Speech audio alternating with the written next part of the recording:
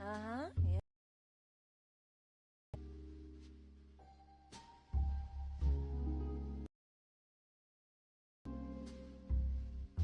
Rebooting.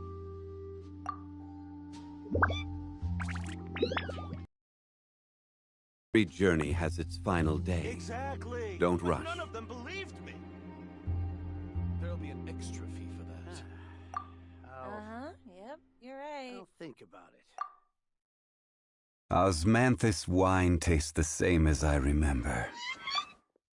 But where are those who share the memory?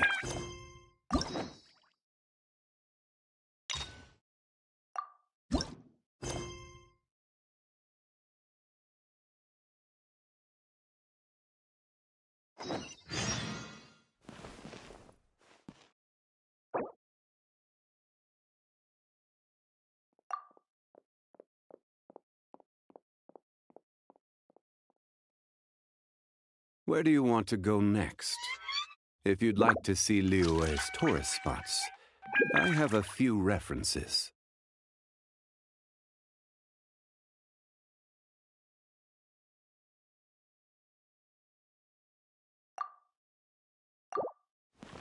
Huh? Do you also see Navia and Clorand over there? They look like they might have run into some kind of trouble. Let's go check out what's going on!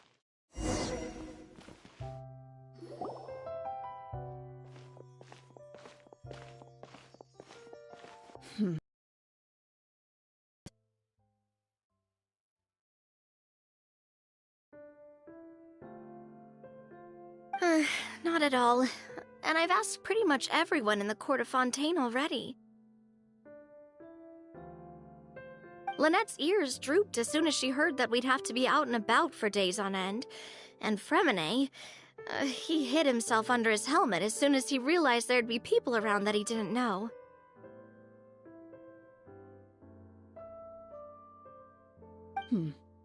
What about Chiori and Charlotte? I feel like both of them would be more than up to it. I've asked them already, but they're both pretty busy right now. I just gave the members of the Spina a few days off, too, so I don't want to bother them either. This is getting pretty difficult. Navia, Clorand, what's up? Oh my. Well, if it isn't my dear partners. How are you all doing? Huh. Navia? Huh? Oh, you mean... Yep, this is our chance.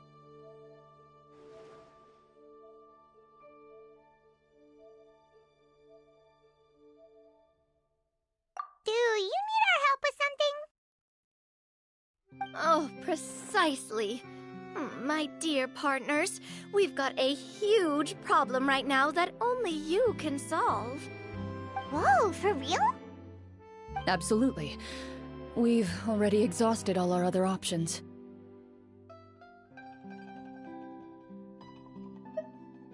Traveler, Paimon, would you join us and play Marechaussee Hunter Judgment Day?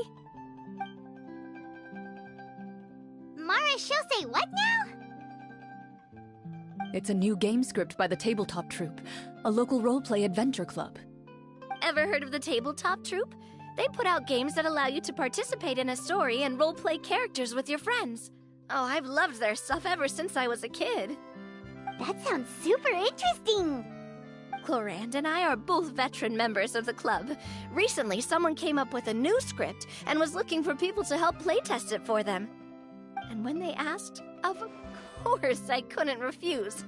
I mean, come on! A brand new script? Nobody has ever played it before. Generally speaking, scripts at that level of development have a lot of issues, but I think this one is pretty solid. The author obviously put a lot of work into the story, and the world building is also quite credible. Whoa, whoa, whoa! I know I was the one that handed you the script, but some of us haven't read it yet. No spoilers, please. Anyway, the script calls for a team of 4. Ah, yes. We're missing one final player right now. So, you're saying you'll help us out? I knew I could count on you, partner. Paimon and the Traveler are kind of a package deal. Is that okay? That's not a problem. I'll adjust the pace based on the actual number of players and ensure that everyone has a good time. Well, Traveler, what do you think? Wanna play? Paimon will follow your lead. Well, that solves our problem. You have our thanks. Woohoo! I'll go grab the script manager from the club right away. The script manager? Didn't you just say that you gave Claram the script? The club introduced a completely new kind of gameplay for the script. In this iteration, the Game Master's version of the script is incomplete.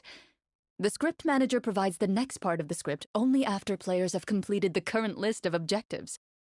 On top of that, in order to increase player immersion, the club has created some of the story's sets and scenes in real life. We'll only know where we should go once the script manager reveals the starting location. Wow, you're right. Whoever wrote this script really did put in a lot of work. And it's got a real healthy amount of suspense, right? I mean, even the GM doesn't know how the story will end. I look forward to experiencing it with you all. Why don't you go meet up with the others first? They should all be waiting at Chioria Boutique. I'll come over with the script manager as soon as I find them. Sounds good. Remember to always watch where you're going, and don't rush. You say that like I'm 6 years old or something. Let me think. What kind of character should I play this time? I just hope you'll pick up some useful skills this time. Oh, and stop trying to persuade every animal you come across.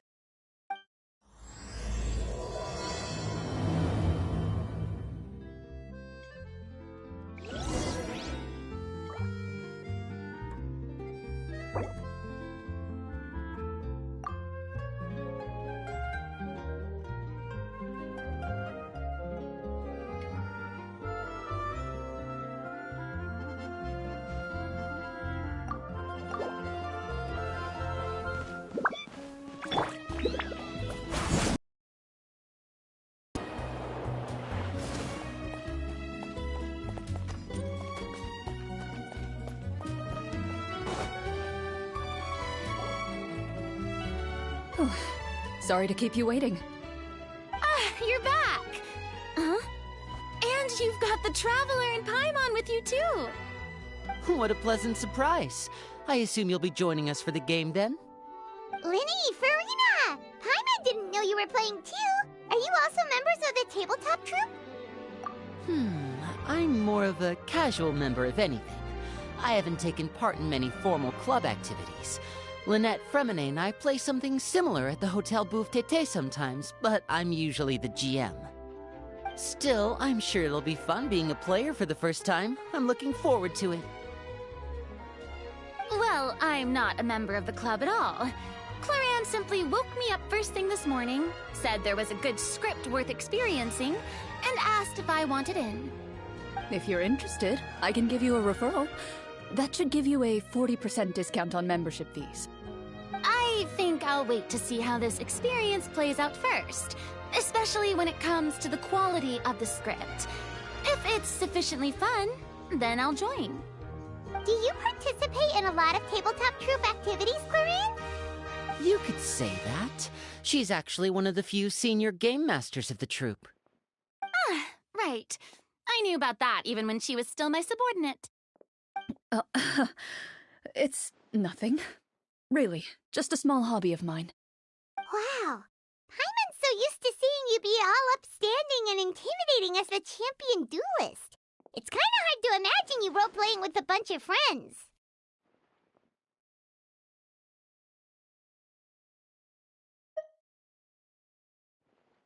Surely you jest.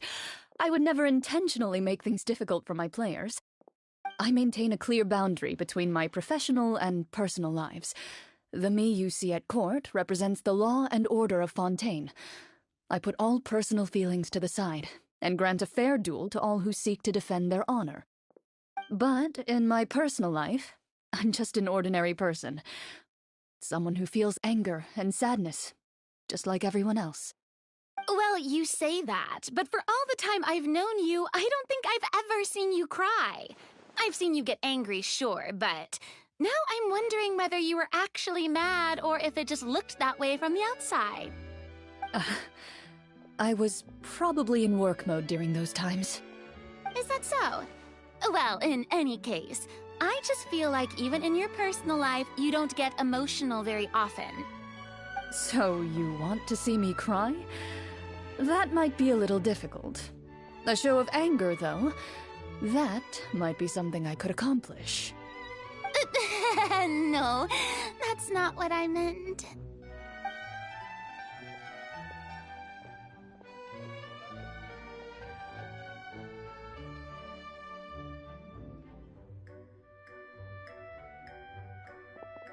Ah, I'm back! Here, allow me to introduce you to the script manager, Mr. Florian. Pleasure to meet you all. Hello. Wait, are you a champion duelist too, Mr. Florian? Oh, no. This is just the costume provided by the club. I occasionally play a few of the roles in my scripts. That sounds like a lot of work. It's nothing. It's the least we can do to give the players a more immersive experience. Anyway, allow me to give you a brief introduction of the script. This script was adapted from the real history of the Marushosei Hunters. You all will play the role of hunters from a bygone era and resolve a series of events unfolding in the capital. Paimon's not super familiar with the history of the Marushosei Hunters. Is that a problem? Oh, no problem at all. I can give you a brief rundown. So, basically, Marushosei Hunters were people who dedicated themselves to hunting monsters and protecting the city by using a special swordsmanship technique passed down over generations. Their story can be traced back to the ancient Remurian dynasty, as well as the first hunter, Cassiodor. But I'll leave the finer details for you to seek out and discover later. Mm-hmm. And I'll provide additional commentary as the story progresses. In that case, brave hunters, are you ready to set out on an unknown adventure? Whoa, just one sentence and it's like we're in the story already! Aha, I see many a determined gaze before me. Very well, head over to this location and begin your heroic journey. So, as we follow the story, it leads us to specific scenes? Ooh, sounds pretty innovative. What does the message in the envelope say? It's the exact location of the scene to use the venue. Seems like they have everything prepared. Please check all your belongings, everyone, and make sure you haven't forgotten anything. Once you're ready, please follow me to the designated location. Sounds good! Hunter Squad, move out!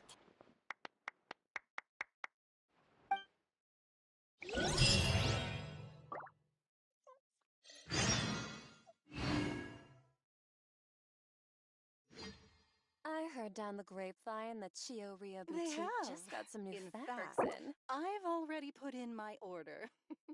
They really are a cut above. Welcome to Chiyoria Boutique. For tailoring services, please make a reservation in advance.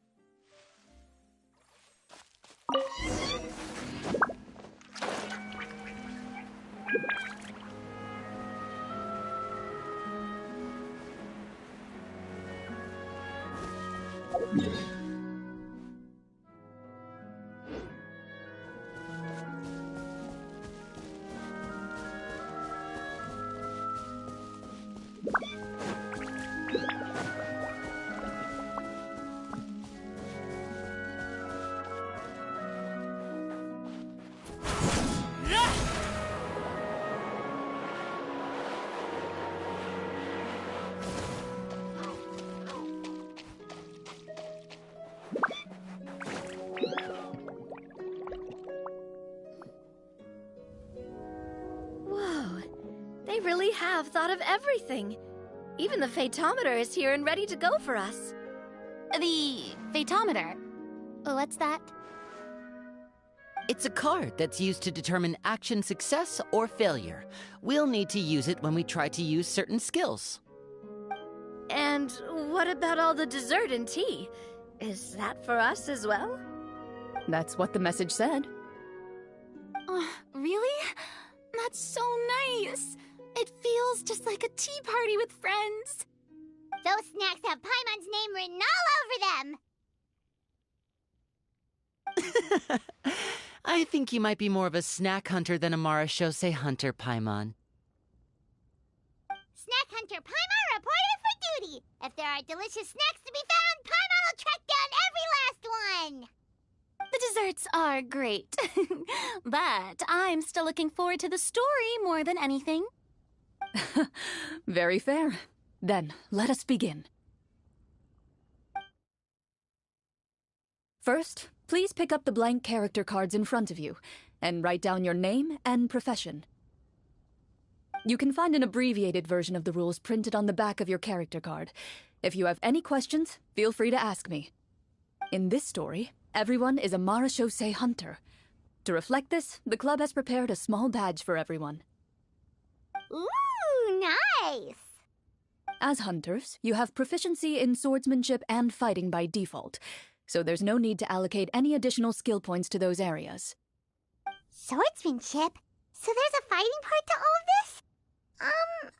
Paimon's not sure she can do all that on her own. Maybe Paimon can just stick with you? Why don't you share a character card then?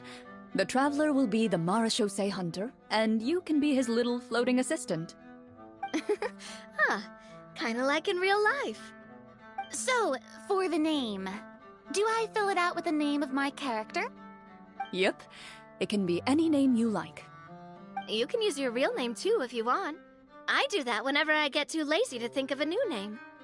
Oh, so it would be like experiencing a different life, but still as yourself.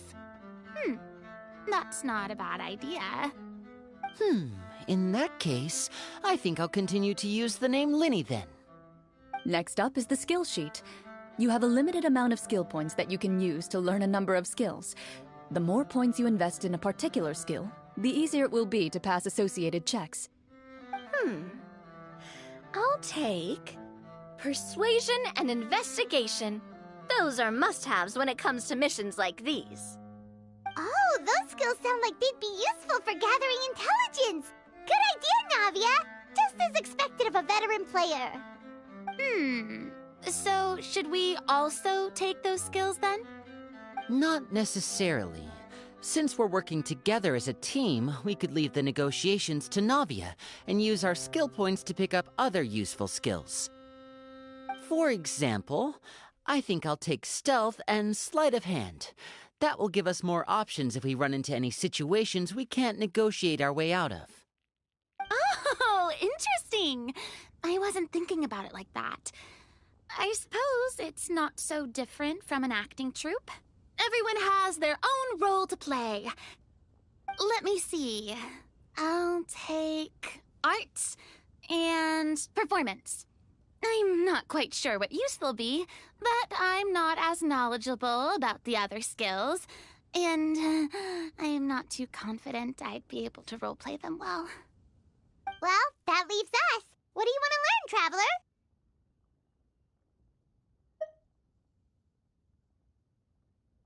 Ooh, so you want to help people when they're injured. That's nice of you. Ha-ha! Gotta say, this suits you really well. Nothing boosts morale like good food. So what do you think? Are you sure you want to learn these two skills? Let's see. Oh, looks like you each have enough points to choose one final skill. You've all picked such classic skills. It's fine to go a little bit out of the box, you know. Why do I get the feeling she's getting ready to cause trouble? For example, this one here. Summon. Doesn't it sound super mysterious and cool? Oh, I saw that one just now as well. The description says, this skill can be used under certain circumstances to summon characters or creatures that fit the script's world-building rules. The script's world-building rules, huh? But how are we supposed to know what a Marashose hunter can summon? Oh, that's not for us to worry about, my friend. Just learn the skills that interest you, and the GM will take care of the rest. Alright, you've convinced Paimon! Let's learn summon, then! Paimon can't wait to see what kind of thing shows up. Well, now that everyone's more or less finished creating their characters, we can begin. Since 2 of our players are doing this for the first time, though, let me ask.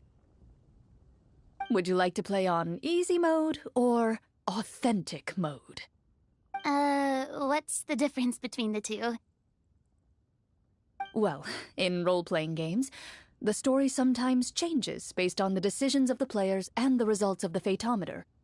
For example, if you fail a check, that means you cannot use the target skill in that scenario. A critical failure may even result in further negative consequences. If you choose to play in authentic mode, every time you elect to use a skill, you'll need to use the Fatometer to see whether you succeed or fail, and face any consequences that may follow. If you choose easy mode instead, every check will be successful by default, and you won't have to worry about luck playing a factor.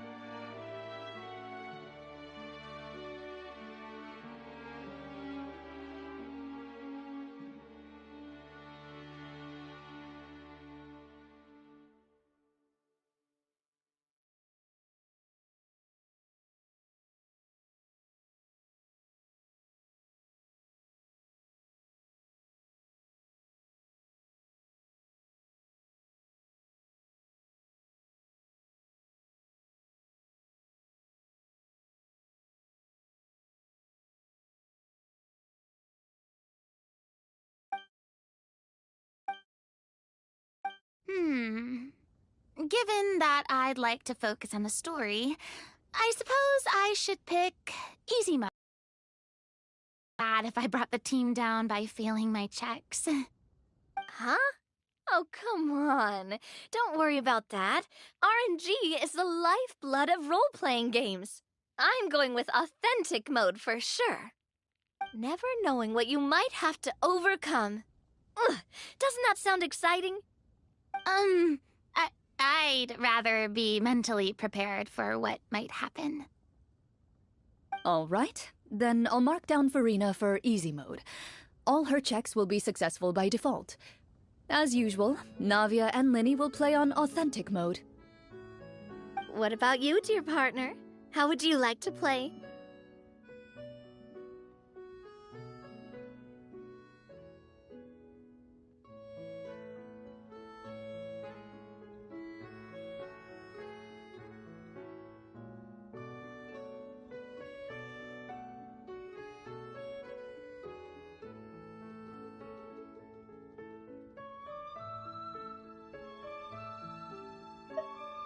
Are you sure? Trust me, You'll see the beauty of RNG. Honestly, I don't think Clorand would make things too difficult for us no matter what the Fatometer says. Isn't that right, Clorand? No promises. That wasn't super reassuring. Well, anyway, enough talk. Let's get started. I want to experience at least a good chunk of the story today. Speaking of the story, why is the beginning scene on a beach? Well, that's because... a long time ago, back when human civilization was still in its infancy, powerful demons and evil sorcerers ruled over the land. They created a host of monsters and sent them to slaughter all humans in existence. Soon, a group of human rebels banded together. With their swords raised, they swore to brave the darkness, and in doing so, subdue each and every monster that sought their destruction. They became known as the Marachose Hunters.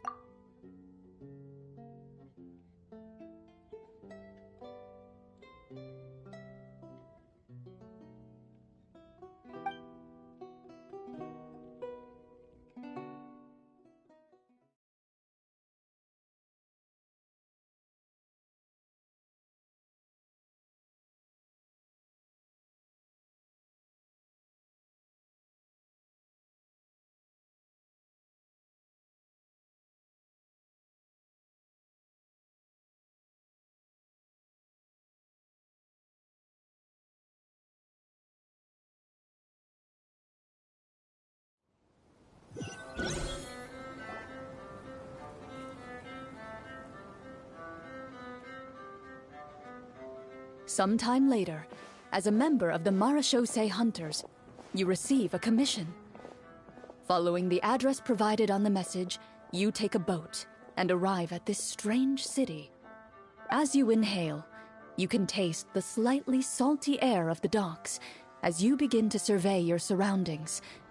There aren't many people in the vicinity, but you do take note of a few others who, like you, seem to be sizing up this place. Your eyes meet, and you realize these people are fellow Marachose Hunters, likely led to this location after receiving the same commission as you. You're all Marachose Hunters too, right? Allow me to introduce myself. The name's Navia, monster hunter by trade and helpful neighborhood businesswoman on the side. What say you to traveling together? We can help each other out on the road. Okay, count me in. My name is Linny. I've been wandering since I was little and picked up a few less than legal tricks along the way. I was adopted by a Marachose hunter and later chose to follow in his footsteps. Is this where you introduce your character to everyone? It sounds like they've done this dozens of times. My name is Farina, and, I grew up in a noble family. I always had a strong interest in performance and the arts. Even though I'm a Marachose hunter, what I really want is to be a performing artiste. Hey, that's really cool. You can do it, Farina. That's exactly how it's done. Paimon is Paimon, a good friend and companion to this Marachose hunter right here.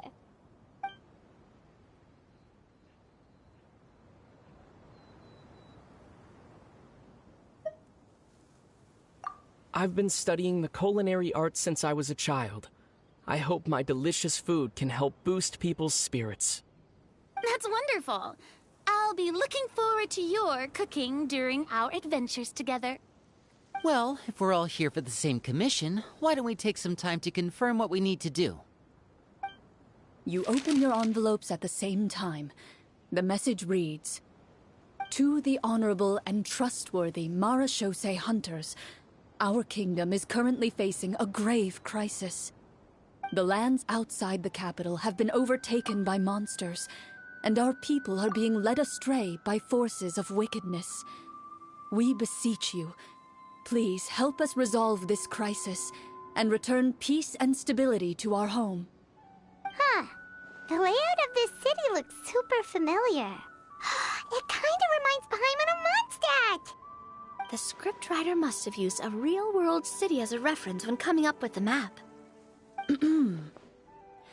As experienced hunters, the layout of the city reminds you of places once traveled. You recall the sight of tree-lined streets and the gentle tranquility of days gone by. Yet, as you regard the city in front of you, it appears to be little more than an empty shell. Its hollow gates are open to you, beckoning you to come forth and bring salvation back to the town. I carefully read every line of the letter and turn my attention to the signatures at the bottom. Who issued this commission to us? You see a long string of unfamiliar names. It would seem that many of the residents of the city issued this commission together. They sensed that things were not right within the kingdom, and sent a distress signal to the outside world. In that case, why don't we take a walk around the city and see if we can learn anything from the local residents?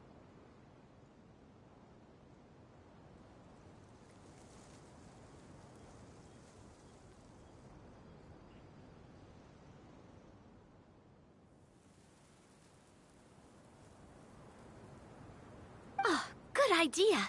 We might be able to get some leads on the monsters and bad guys we're after. You look up and see a tavern nearby. It appears to be open for the day. Why don't we go check out that tavern? If the novels I've read are anything to go by, taverns are usually full of information.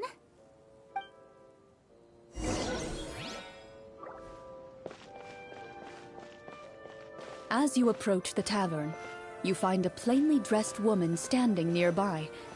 She appears to be rather troubled about something.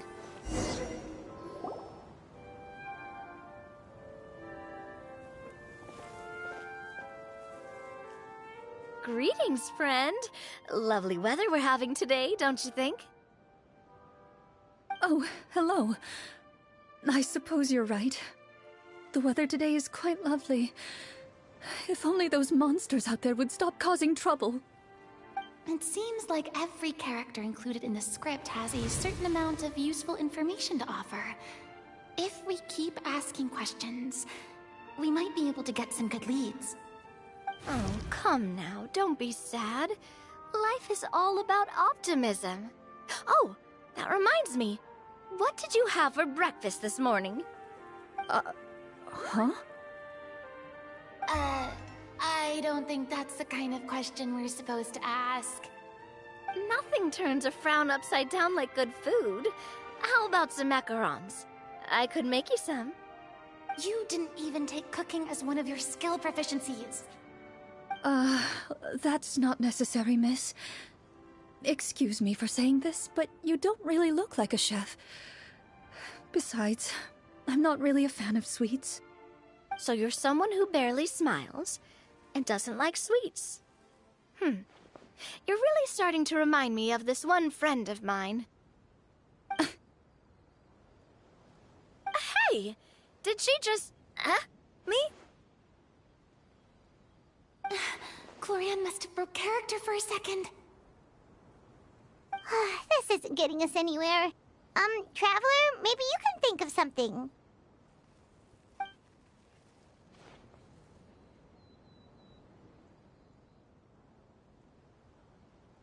Are you sure? In that case, please refer to the fatometer.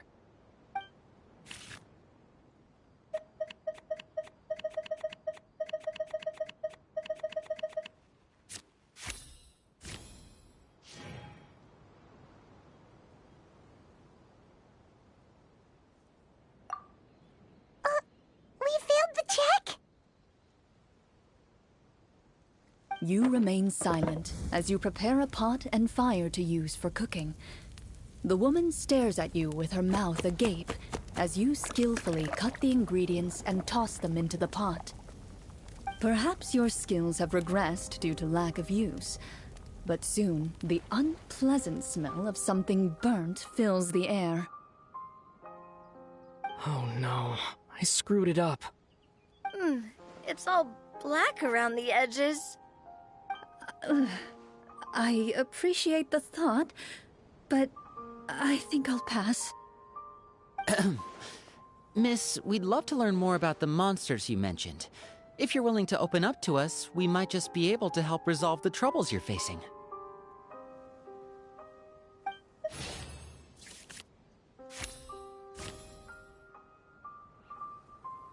You weren't even the one that learned persuasion. My troubles, you say? I'm not sure they're so easily resolved, but I suppose it wouldn't hurt to share them with you.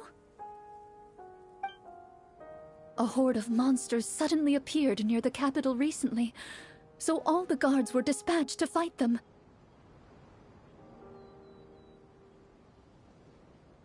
Do you remember when those monsters appeared? I'm not completely sure. All I know is that my husband was dispatched to fight them 3 days ago. Do you know where he was sent? It all happened so fast. When we said our goodbyes, he couldn't even tell me where they were sending him. You have our thanks, friend. We'll find and defeat those monsters as soon as possible. We sincerely hope your husband will be able to return to your side soon. Oh, thank you. Don't worry. We'll find him. Just try to remain optimistic and wait for good news. We don't always get to choose what happens to us. But we do get to choose the little things, like what we eat and how we respond to the things life throws our way. I hope that one day, you too will recognize the power of something as small and inconsequential as a delicious dessert. I'll do my best. You bid farewell to the woman, and continue your journey further into the city.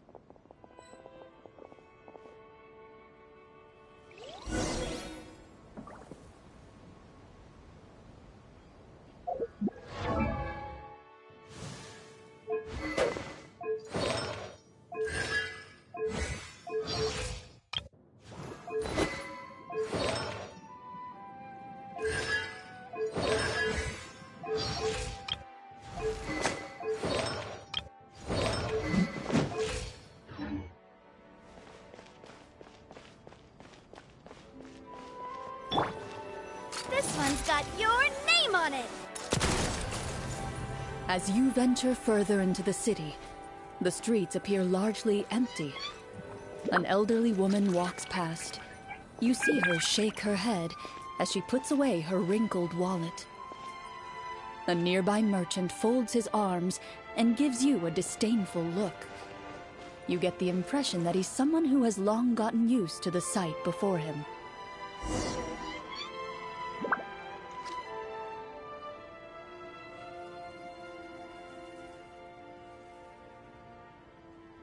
Although he doesn't seem very friendly. Pardon me, sir. I'd like to ask a question if I may. That depends. How much are you willing to pay? How about this much? What do you take me for? Some lowly beggar? You can't even buy half an onion with that amount. Surely an onion can't be that expensive, right? What do you know? War's nearly upon us. Everything costs several times what it did before. If you're not gonna buy anything, then scram. Whoa, what a nasty guy. Maybe we shouldn't even bother talking to him.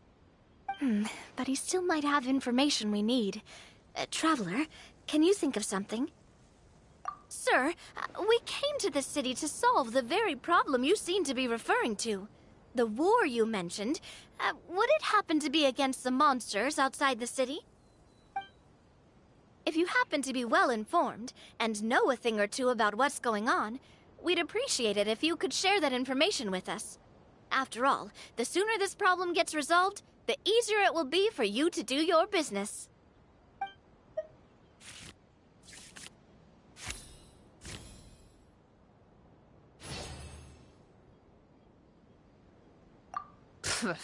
Well, things are basically as you said, young lady. Those monsters are camped outside the city, and they've been destroying all our trade routes. We have limited reserves within the city, so if this continues, we're all gonna be in big trouble. Wait, you're saying no one has put a plan in place to distribute supplies or maintain order? We could all starve and those nobles in the palace wouldn't even break a sweat. Who knows? Maybe they've been in cahoots with the monsters all along. That is concerning. Alright. That's all the information you need, right? Off with you now. I've still got business to do. You know, if you smiled a little more, you'd definitely get more business. And I bet that would make your life just a little bit sweeter. I'm not saying it's guaranteed to work. It's just a tip. Should we try to go somewhere with more people? Oh, how about the city square? Follow me.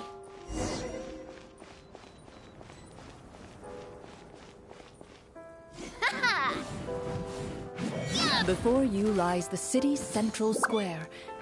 You see a man with a slightly anxious look on his face, pacing back and forth, his head hanging low. He doesn't seem to notice your approach.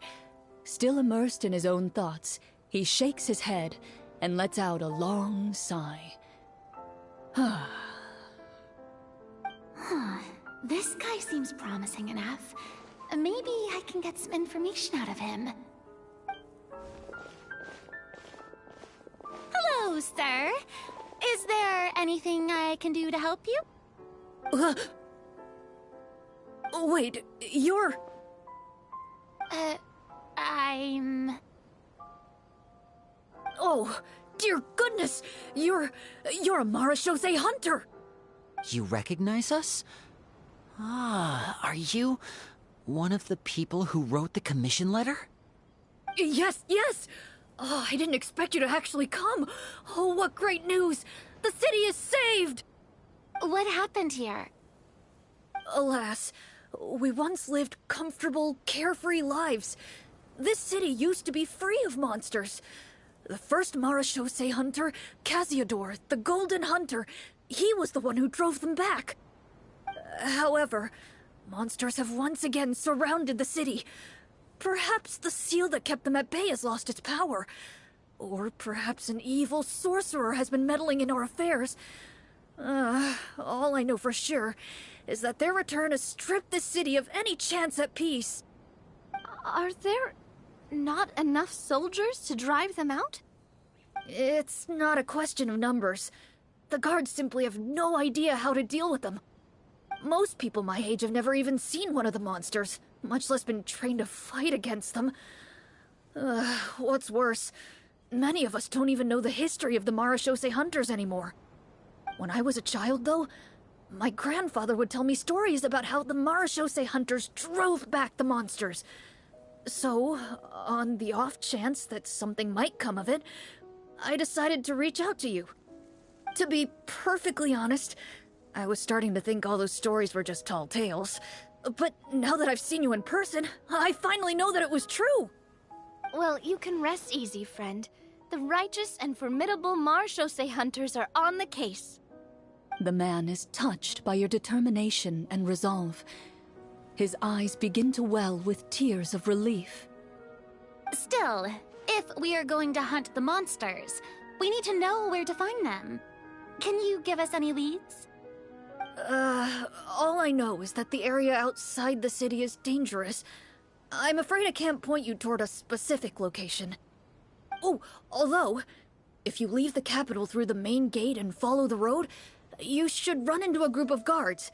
They might know more about where to find the monsters. I see. We'll go look for them then. All right, be careful. Oh, and one last thing. The monsters outside the city are just part of the problem.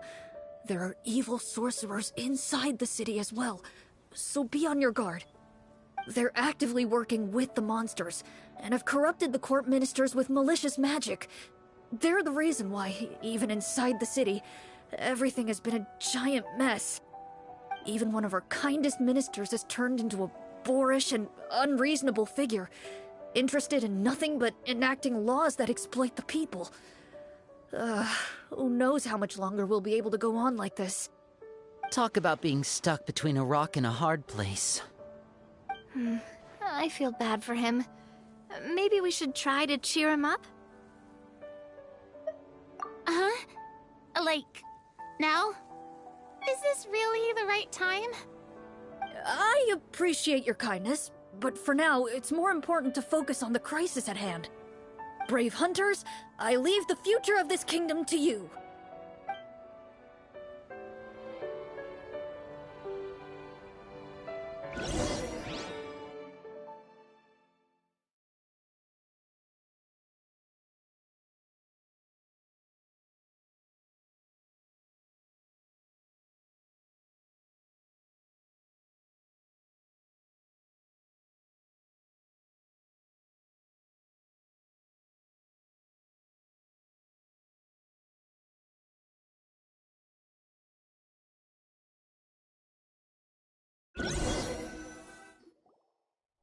If I understood correctly, there are currently 2 problems in the kingdom that need solving, right?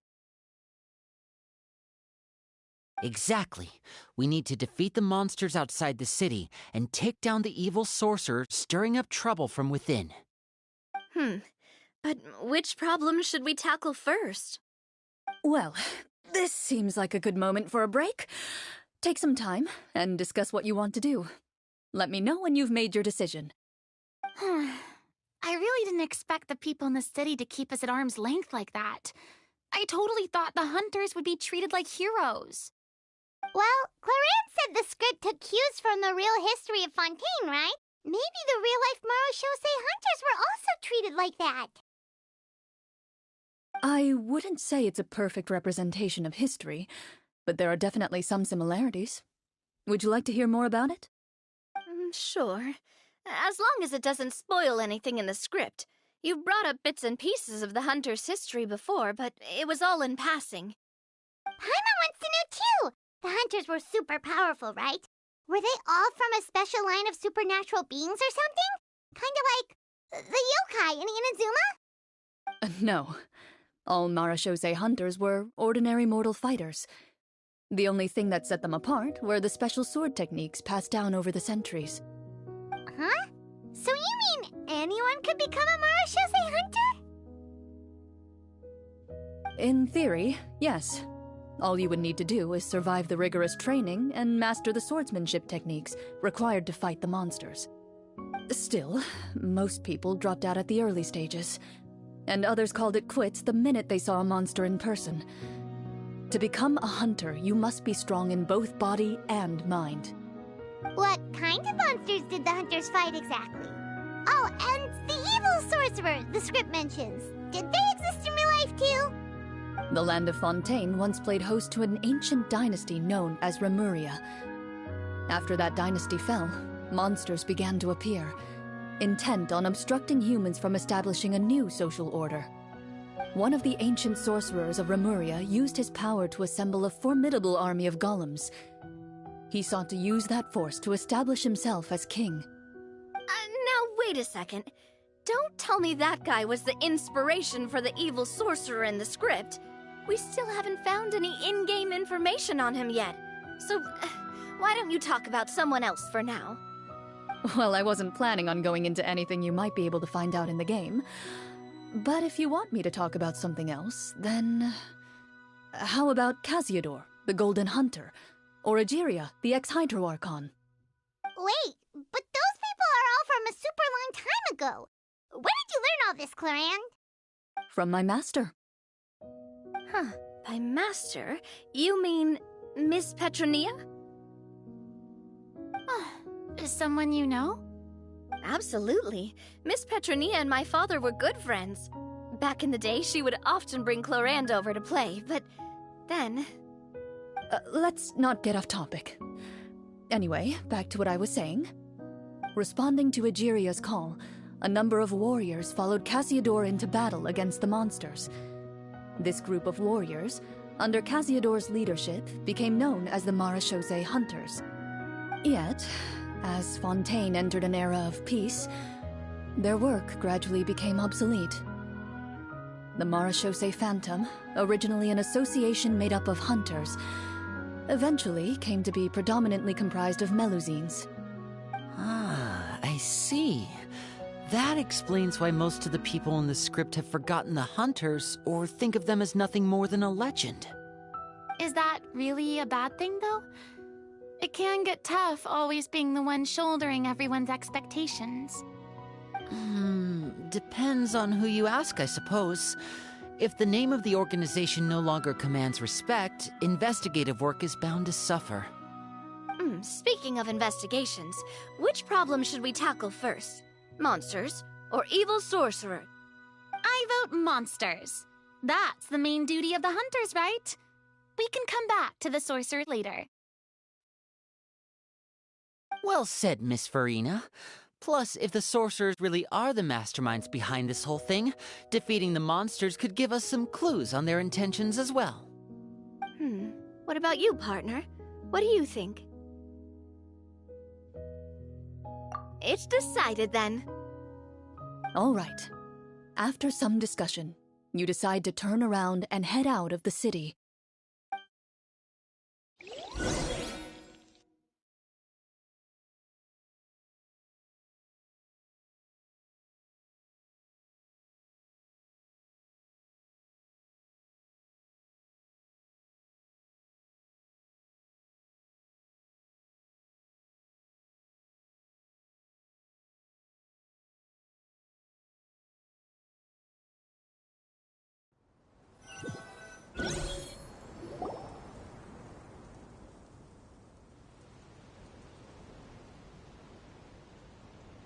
Let's take a look around, like that guy said.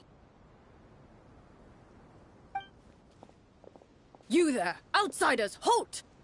Who's there? An armored man approaches you. He has a tall, muscular build and a determined expression in his eyes.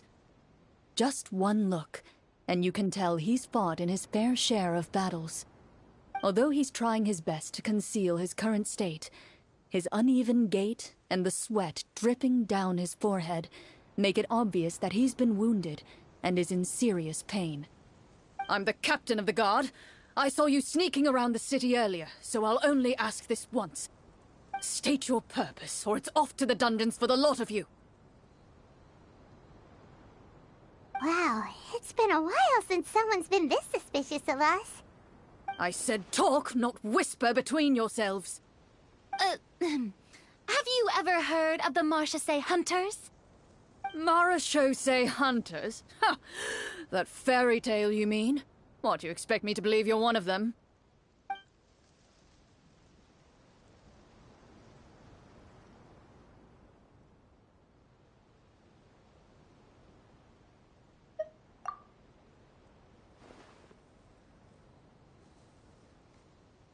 Sir, we were indeed in the city earlier, but our purpose was only to gather information on the monsters. We're here to help the city and all the people within it. Your guards are still fighting the monsters as we speak. They could be seriously wounded and in grave need of support. You need all the help you can get.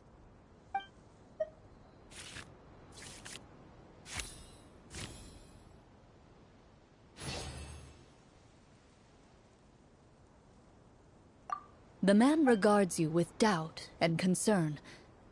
After a period of inner struggle, he lets out a long sigh and informs you of the locations where the monsters have appeared. Those monsters aren't easy to deal with, but if you insist on going, I won't stop you either. I just hope all the guards will be able to come back to their families alive. I wish you the best of luck.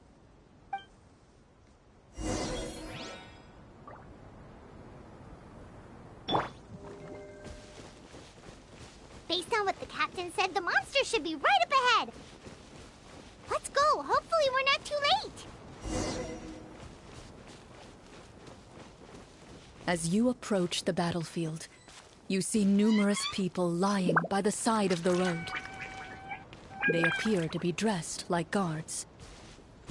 Their faces are filled with desperation and terror. Some are screaming and cursing in vain, as if still trying to banish the monstrosities they saw from their minds.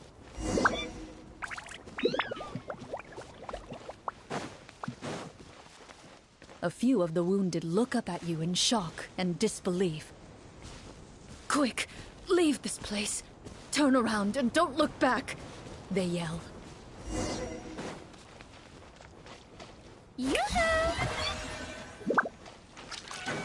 It doesn't seem like there's any information to be gained from the area up ahead. You conclude that this area is best left unexplored at this time.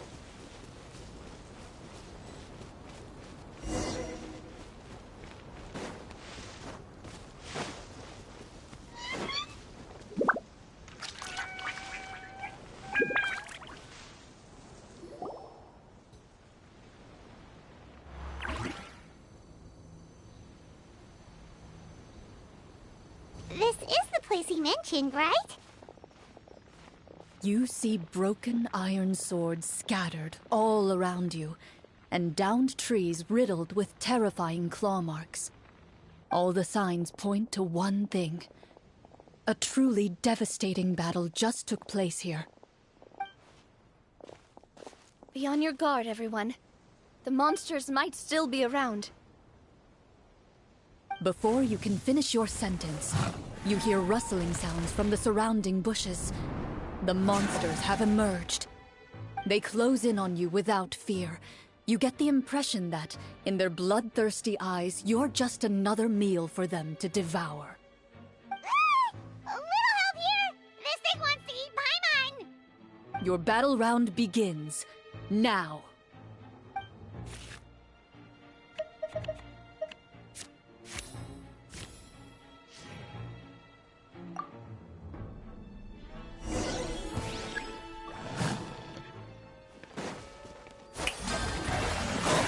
Here! Germinate!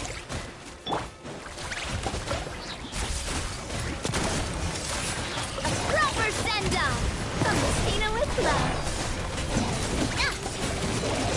The next battle round begins now.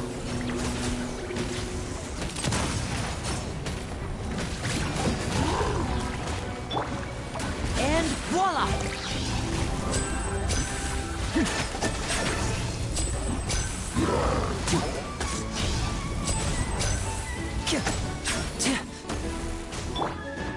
Propagate!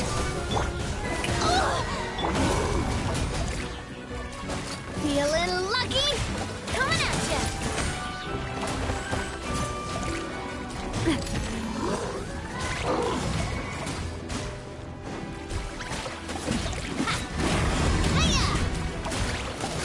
Watch out! The monsters let out a terrifying roar of anger and resentment before dissipating into thin air. Ugh, thank goodness it's over. We're lucky the Marashose Hunter class came with all those preset skill points. Otherwise, we would have been in some real trouble. I never knew the Fatometer even determines the amount of damage you inflict. If you get unlucky, isn't it just game over right then and there? That's part of the fun. The uncertainty of fate is what gives these games their appeal. Just as you begin to celebrate your victory, a suspicious lump on the ground catches your attention. A suspicious lump? Wait, could it be the thing that appears after every battle? I walk up to it, crouch down, and begin to carefully examine it. I've still got my right glove on, so it should be fine for me to touch it, right? As you investigate the mound, you discover that the exposed portion appears to be made of wood. It was previously obscured by the large form of the monsters. With the monsters gone, the small protrusion now awaits your discovery, poking out of the ground like a shy flower bud.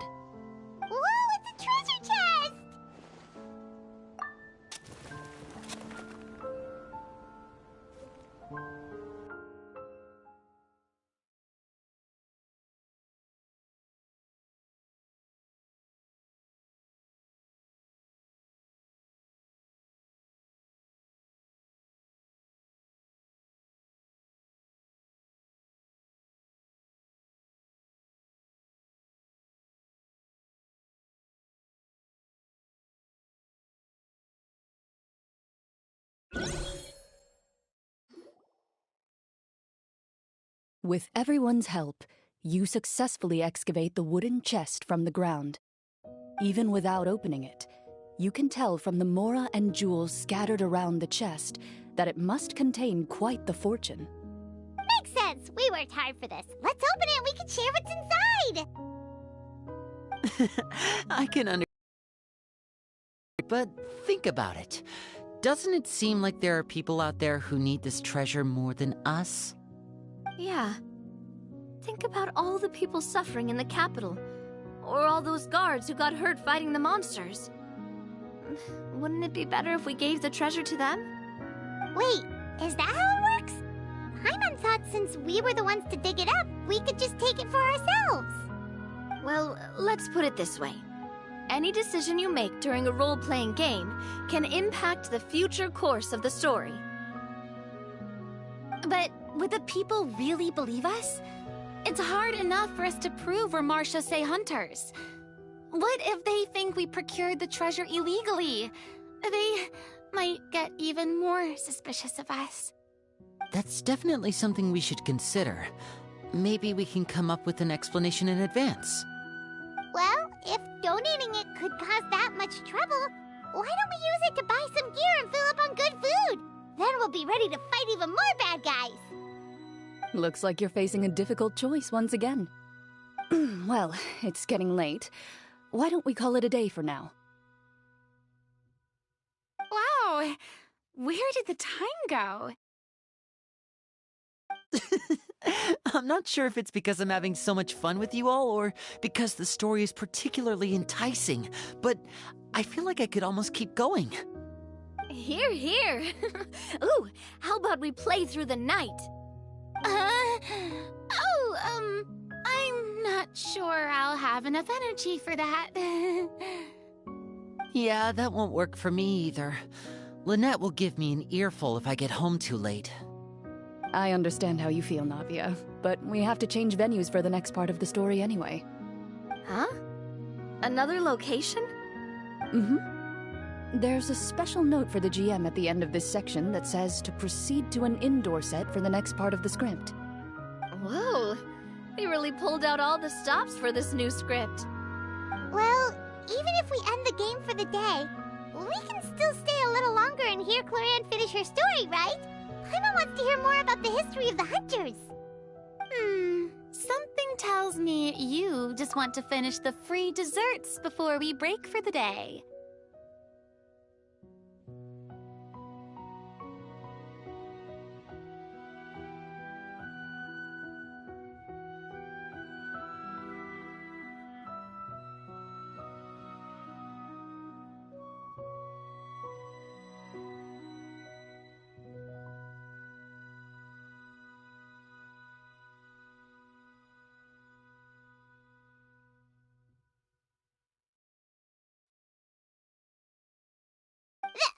That's just a coincidence, okay? Besides, to Paimon, not finishing free food feels even worse than having to buy her own. And anyway, Paimon really does want to hear more about Cloran's master. Well...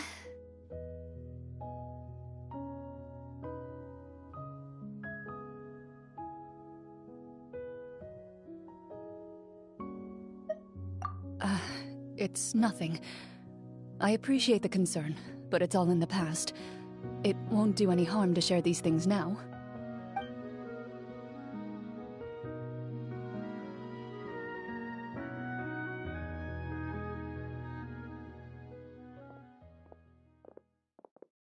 My earliest memories are of living with Master. According to her, she saved me from certain people of ill repute. My birth parents had left me behind some time before that. What a heavy beginning for a life story. Master was a fascinating individual, if inexperienced in the ways of raising children. My first ever toy was a short sword. Although I suppose it wasn't so much a toy as something Master removed from her waist and handed to a noisy child in need of distraction. Oh wait, so she handed an actual sword to a child? Isn't that dangerous? Did you hurt yourself? Of course I did. I cut my palm and bled quite a lot. But Master was not concerned. She just stood there and casually lectured me about it. "See, that's what you get for not holding the sword properly," she told me. She then crouched down next to me and said, "Give me your hand. I'll teach you to bandage this wound. After that, it's time to learn how to truly hold a blade." Excuse me for asking this, Clorand, but how old were you exactly when all this happened? Probably around, 3, give or take. 3? Isn't that when most kids are still struggling to hold a fork? As I said, Master was rather inexperienced in the ways of raising children. She believed trial and error was the best way to teach a child what they're capable of. I'm not so sure this is a question of experience. I didn't see anything wrong with her ways at the time. And anyway, children don't get to choose how they're raised. Oh, she did bring me back a pet from Liyue once. It was a Geovishap hatchling. A Geovishap hatchling? For a pet? That seems even more dangerous! What she said was this: "Make sure to get along, you two. If you really can't agree on something, just settle it with a fight. Whoever loses is the real pet." And how old were you when this happened? 5. Well, did you win? No, I lost. So, you're saying you actually became the Geovishap's pet? Yes, but only for a week. By the end of that week, I defeated it in combat, and we've shared a cordial relationship ever since. That really doesn't sound like the kind of childhood someone should have. Later on, I gradually understood that Master most likely didn't know any other way to raise a child. She was a Marachose hunter, but I never heard her bring up her own parents. Thanks to her, I learned how to navigate the forest by the age of 6, and could hunt monsters in the wild by myself the year after that. Even though the training she subjected me to was strict, she always made sure to take me traveling when she had the time. We met many of her friends during those days. That was also how I met Mr. Callis and his family. I still remember the first time we met. You were too scared to join our picnic and hid behind Ms. Petronia the whole time. I still hadn't really met many children my age at that time, so I didn't know how to interact with others. After that, though, you started coming over a lot. You loved challenging people to shooting competitions, remember? I don't think many members of the Spina ever beat you in one of those. I had a lot of fun during those days. I enjoyed them too. Oh, do you remember that one time we went exploring around the Spina together? We overheard Papa call your master Fontaine's Protector of Justice. We tried to pretend like we never heard anything, but you nearly let it slip that one time.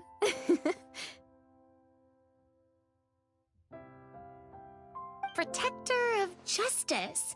Oh, wait, you mean that vigilante hero from 20 years ago? The one who is always active at night? Yep, that would be her.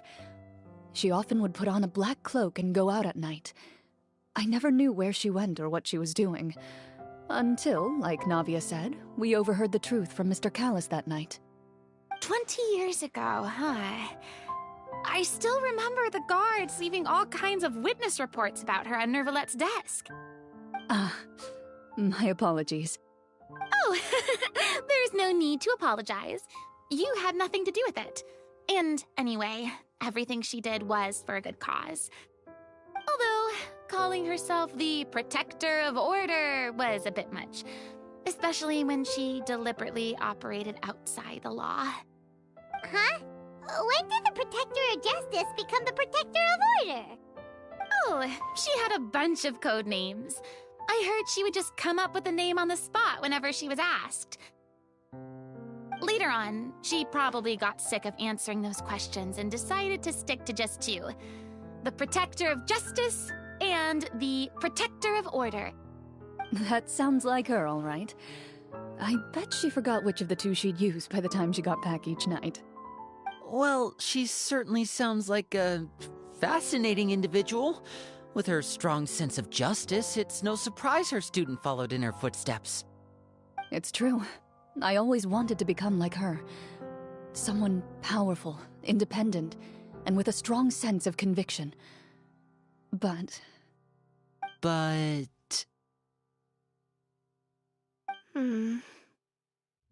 She suddenly disappeared the night I turned 10 years old. Disappeared?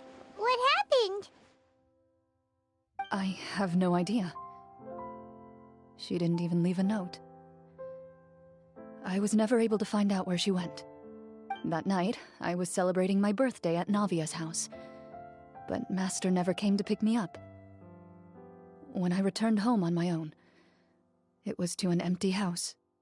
When she still didn't appear after a few days, I went to Mr. Callus's house to ask about her whereabouts, but he only shook his head. Papa probably didn't know either. I know he sent a few people to investigate the matter in secret, but they never found any credible leads. Don't worry, I understand. To be perfectly honest, given Master's personality and way of doing things, it all made a lot of sense. If I had to guess, I'd say she probably used it as an opportunity to force me to become independent. Just like how, when a litter of kittens reaches a certain age, the mother willingly leaves them behind. Were you upset, Clorinde?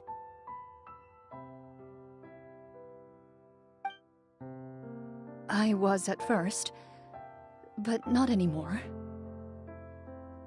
I don't believe Master would suddenly disappear for no reason. There must have been something she just had to do. Well, despite everything, you still managed to follow in her footsteps and become the greatest champion duelist in all of Fontaine. You're practically a living symbol of law and justice. I suspect my position would be far too by the books for her. Master always did whatever she pleased. But you're right. I suppose I do take after her in some ways. Who knew Clorinde had such an interesting past? I never had the chance to ask her about it before. I wonder... if Clorinde's master were the champion duelist back then, would that duel against Mr. Callus have gone differently? Oh no. Judging by the atmosphere, Clorinde and Navia are probably thinking... The mood just got super awkward all of a sudden. Well, anyway... would you look at the time? It's getting dark, so we should probably call it a day for real this time. If we keep talking like this, we really will be here all night.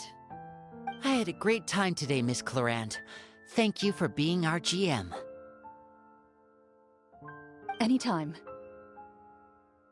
The script was good, but I've got to say, your childhood stories were even better. Hey, you should tell us more about that fight against the Geo-Bishop sometime. Maybe your master was onto something. You could be right. What does she mean, onto something? I certainly don't know any 5-year-olds who want to fight a bishop in their spare time. Guess I'll head back as well. I need to save my energy if I want to continue enjoying the story tomorrow. You're that excited to hear about my fight with the bishop? I was talking about the script.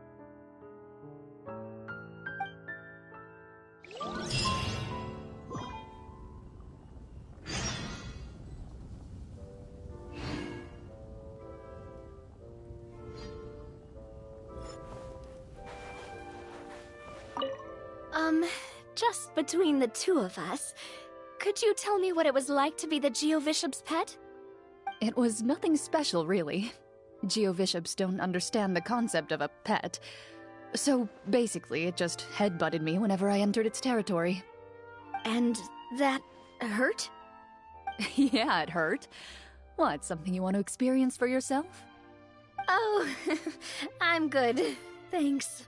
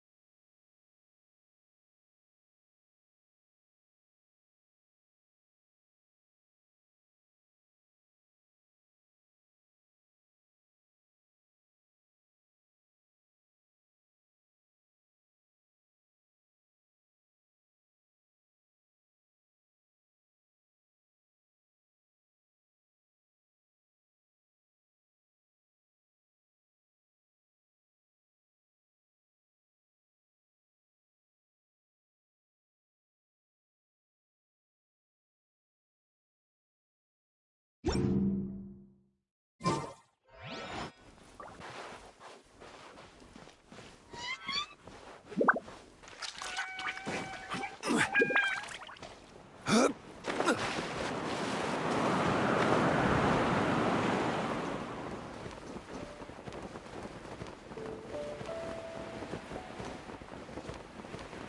go meet up with the group. Paimon's really looking forward to today.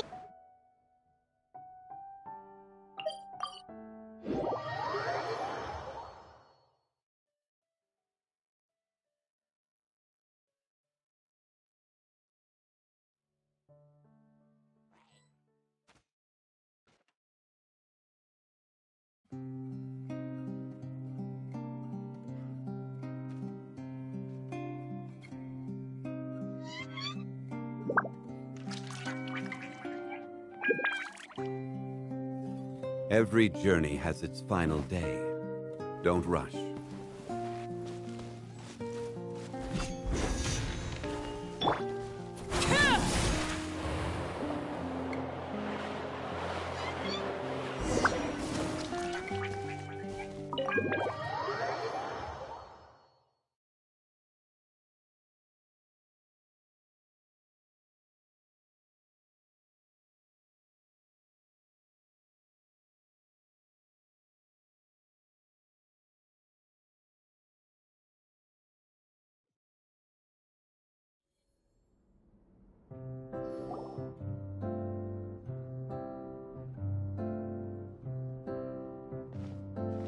Looks like everyone's here.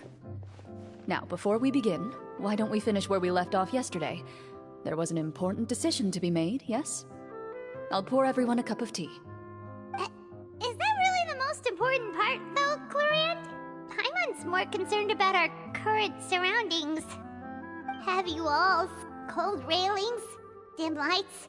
This is obviously supposed to be a prison. I admire the work put into the set. Still, it's obvious the scriptwriter has never paid a visit to the fortress of Meripede. So this set is going to be a part of the script? Unfortunately, that is something I can neither confirm nor deny. Anyone think Clorand's smile is starting to look kinda scary? Well, whatever happens, we'll just have to push on. But first, we should really figure out what to do with this treasure. If we're worried about arousing suspicion because of our identity, why don't we give ourselves a different name, just like Clorand's master did? Yeah, it might be better to keep a low profile. As long as we're helping people, it doesn't matter who we are or what we're called. Staring at me won't get you anywhere. Or did you want some more tea? Oh, Paimon's good. Thanks. Why aren't you saying anything, Navia? Wait, what's that next to you? Oh, this is the short sword Clorand mentioned last night. I found it. Huh. I'm surprised you managed to track it down after all this time. Well, I made sure to take good care of it, considering the circumstances in which you gave it to me. Of course I had to keep it safe. Anyway, where were we? Oh, right. I was just thinking about all the potential ways for us to break out of prison. We could dig a tunnel, or try to bribe the guards. Wait, we haven't been thrown into prison yet, have we? Well, it's only a matter of time. It pays to be prepared. Just like how you should always have an umbrella on hand, even when it's sunny. Alright, Paimon's made up her mind. Let's just give the treasure away. Paimon may have wanted to keep it, but if it's going to land us in prison somehow, Paimon will be too upset to enjoy her snacks.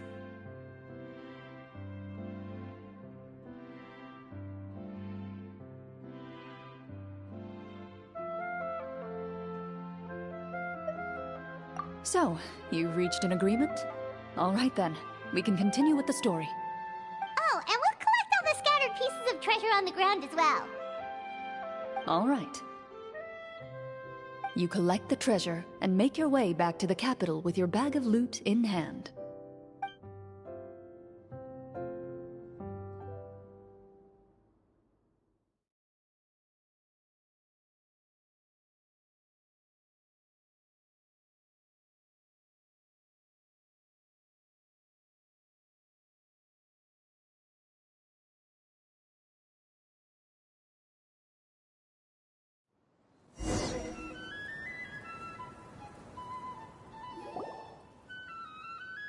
The city is still shrouded in a gloomy, oppressive atmosphere, but your spirits are surprisingly high.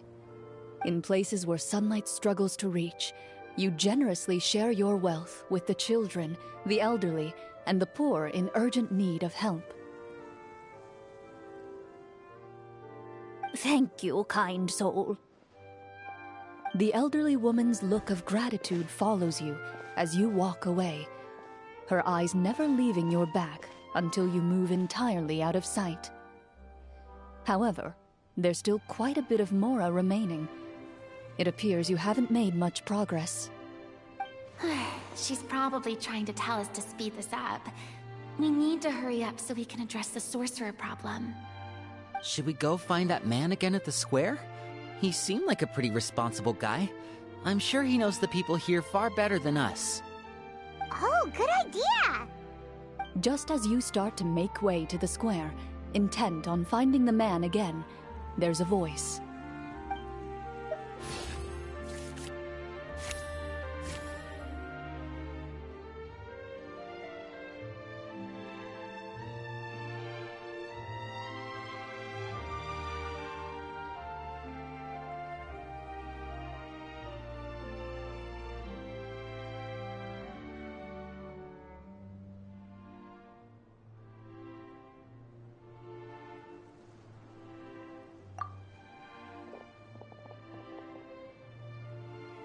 Please wait, distinguished guests. Several strange guards suddenly call out to you and proceed to politely pay their respects. Greetings, gentlemen. Are we being invited for afternoon tea?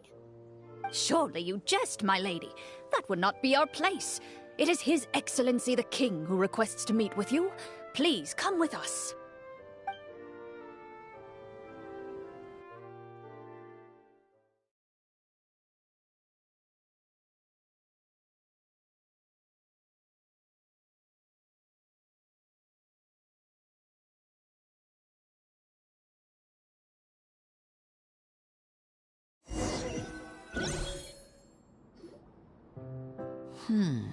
Do you think this could be a trap? Well, we have to investigate the court at some point, right? Meeting the king himself would be a fantastic opportunity to do that. I say we go for it. If something happens, we'll just turn the whole place upside down. That sounds a little intense. After a quick discussion, you nod to the guards and agree to follow. They lead you all the way to the audience hall of the palace. Gilded tables line both sides of the hall.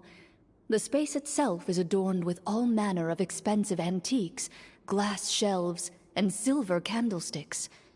The items appear quite ordinary in size and dimension, yet their presence somehow makes the emptiness of the hall feel even more surreal and ominous. Wow, it's so luxurious! The elderly king, clad in a magnificent robe, sits upon the deep crimson throne before you.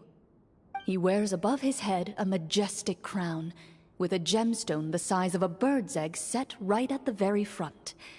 As you observe it, you see a complex pattern of light reflect off its surface. They're here, Your Majesty. A man dressed in dark clothes, likely a minister, shields his mouth with his hands and bends down to whisper a few words to the king. After a moment, he lowers his hands and stands back up. His gaze shifts to fixate on your group, but he does not move from his place at the king's side. The king does not appear entirely aware of his surroundings. The man by his side, though. We should keep a close eye on him. The king remains still and says nothing. The minister is the one who speaks. Esteemed guests, allow me to thank you for coming to our faraway kingdom. Unfortunately, His Majesty the King finds himself quite exhausted from work. So please allow me, his Prime Minister, to welcome you in his stead. I've heard tell that your group, the Marechaussee Hunters, used your exceptional ability with the sword to repel the monsters near the capital. Such a great deed deserves to be rewarded. However, seeing that I was not fortunate enough to observe such a feat with my own eyes, you'll forgive me for seeking to verify the truth by speaking to you myself. Well, we've got nothing to hide. You brought us here to talk, right? So we'll just explain what happened.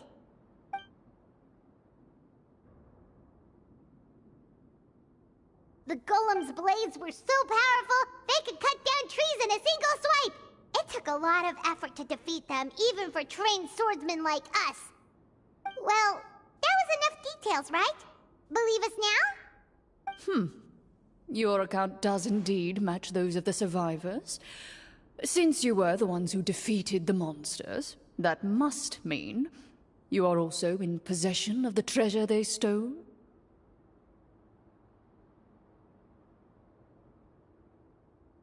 Well, we did take the treasure, but...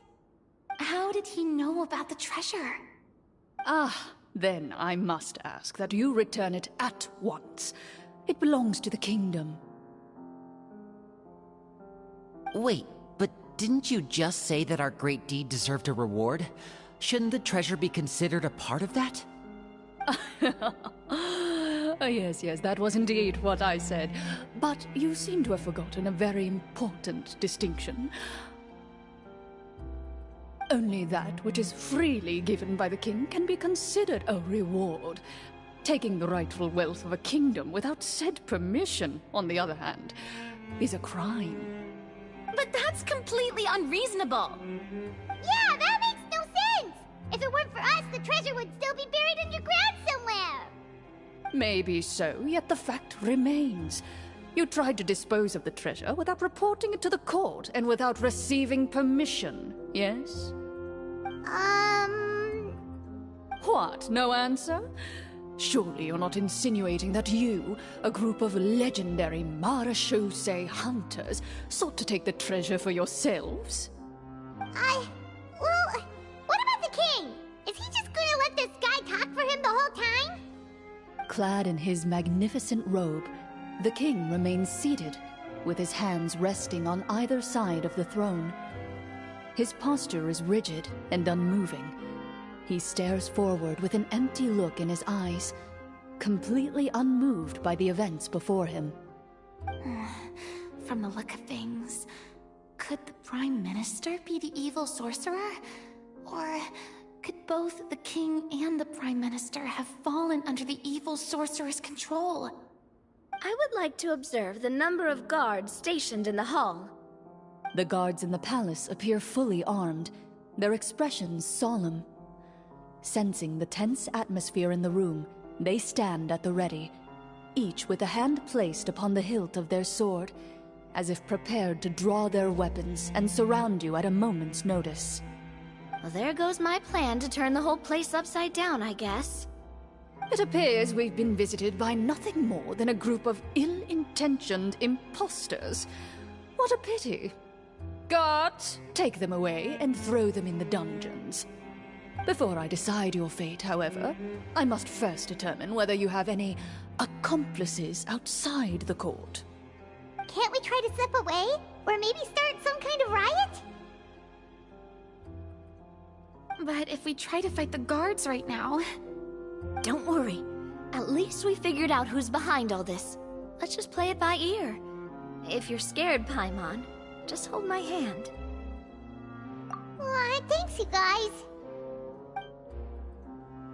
You allow yourself to be led away by guards surrounding you on both sides.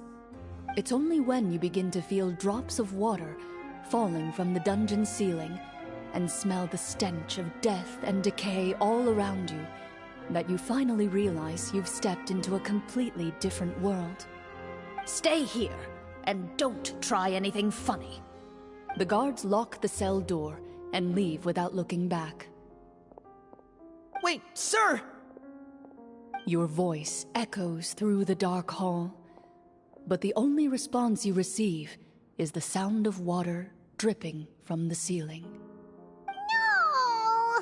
What should we do now? Carve out a new path of fate with our own two hands, of course. I draw my weapon. You reach toward your waist, but find nothing there.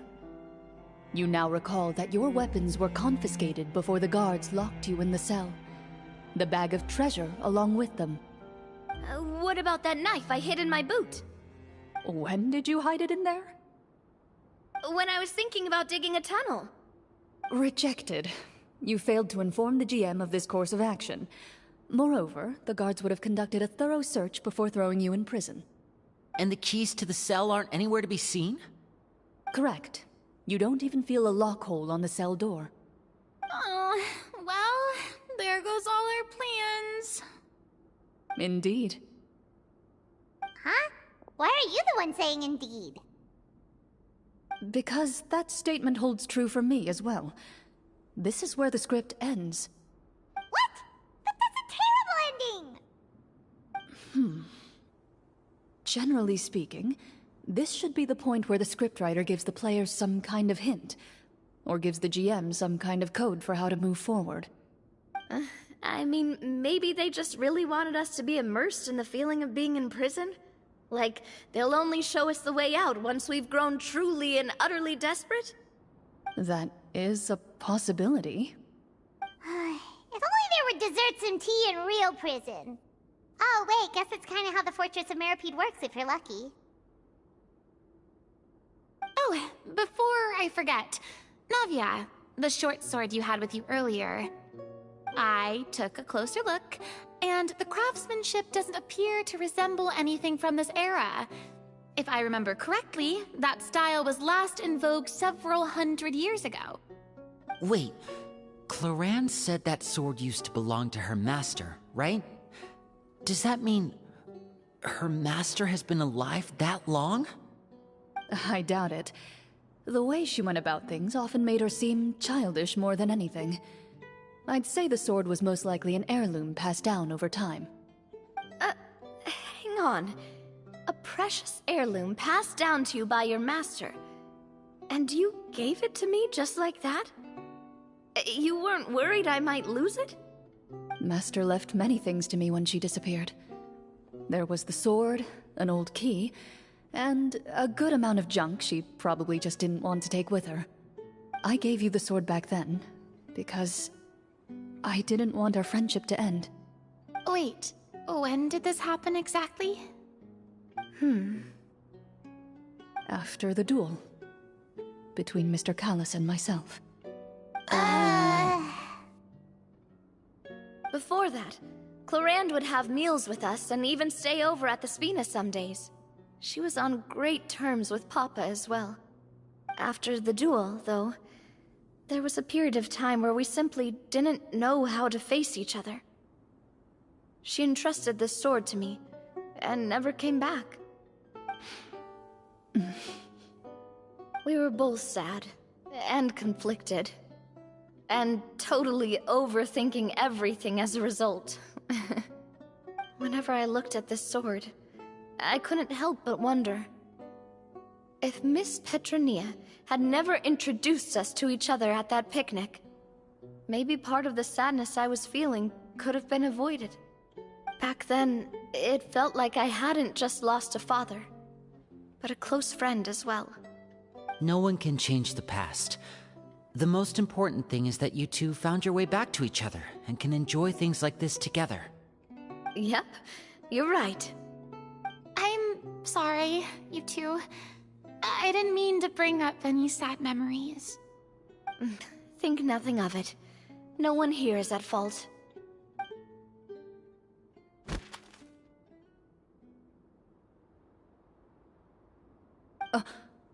Huh?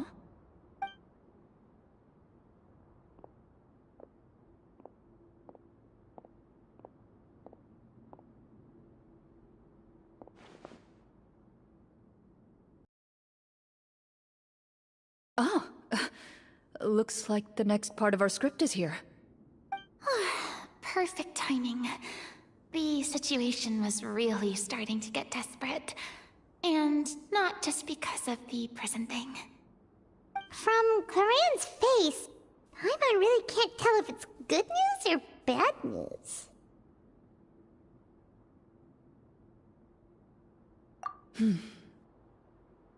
Water continues to drip from the ceiling. In this lightless dungeon, you lack a reliable way to tell how much time has passed. Eventually, you get used to the unpleasant odor of straw, mold, and rust, and find yourselves alternating between fits of drowsiness and despair. Suddenly, you hear footsteps outside the door. Heads up, everyone. Someone's coming. Gather close, everyone, and keep your voice down.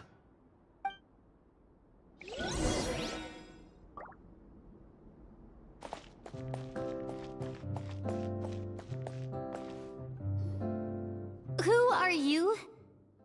I work as a guard in these dungeons, but my true identity is the same as your own. I'm also a Marashose hunter. Huh? Shh. I've already sent away the other guards, but if we make too much noise... I understand, but how can we be sure we can trust you? The king has issued a formal decree.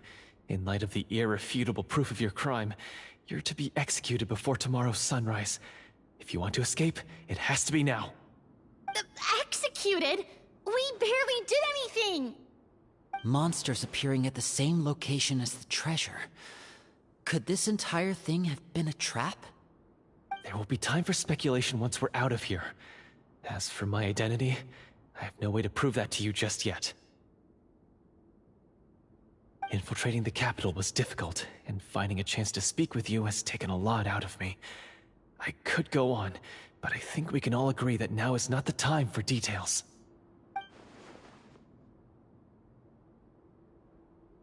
Have you seen our weapons anywhere, sir? Don't worry, I brought them with me. They're just behind the door. Still, these weapons alone won't be enough to defeat the true enemy behind the scenes. His faction is too powerful. The guards are all under his control, and he's even stationed a number of golems in various rooms throughout the palace. To defeat him, you must find a secret vault. It is said that within that vault, the Marashose hunters of the past left behind a treasure with the power to defeat the sorcerer. You're not coming with us? No, I'll remain in the dungeons to deal with the guards. I'll try my best to distract them so they don't go after you. As long as my identity is not revealed, I'll be able to aid you when the final battle comes. In that case, please stay safe. Thank you for your concern. I will do my utmost. As for the location of the vault, here, this map should lead you there.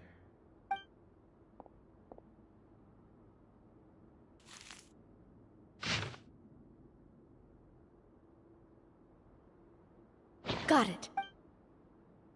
All right, once I open the door, remember to stick close and refrain from making any noise. I'll lead you out of here as quickly as possible. You now have the chance to restore the honor and legacy of the Marashose hunters. So please, get out there and reclaim what's ours. And be sure to exercise caution. With the help of the guard, you successfully escape the dungeons. Your sense of despair and anxiety both seem to fade as you continue your quest.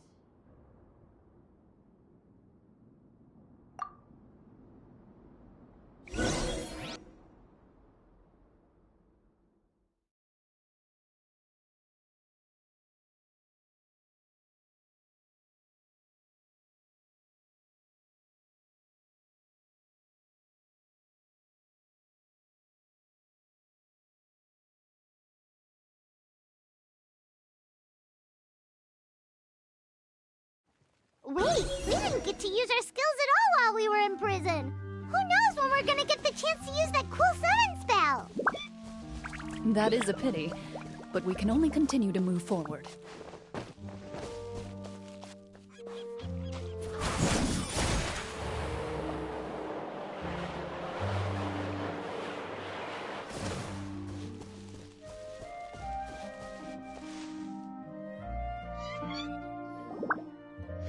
This should be the place marked on the map. This bit of rock certainly looks suspicious. Well, I'd say an investigation's in order then. Plus, if all else fails, we can just blow it up. Wow, you really meant that! Before you lies a serene stretch of open water. its surface shimmering a brilliant shade of sapphire blue. Well, guess this means it's time for a swim!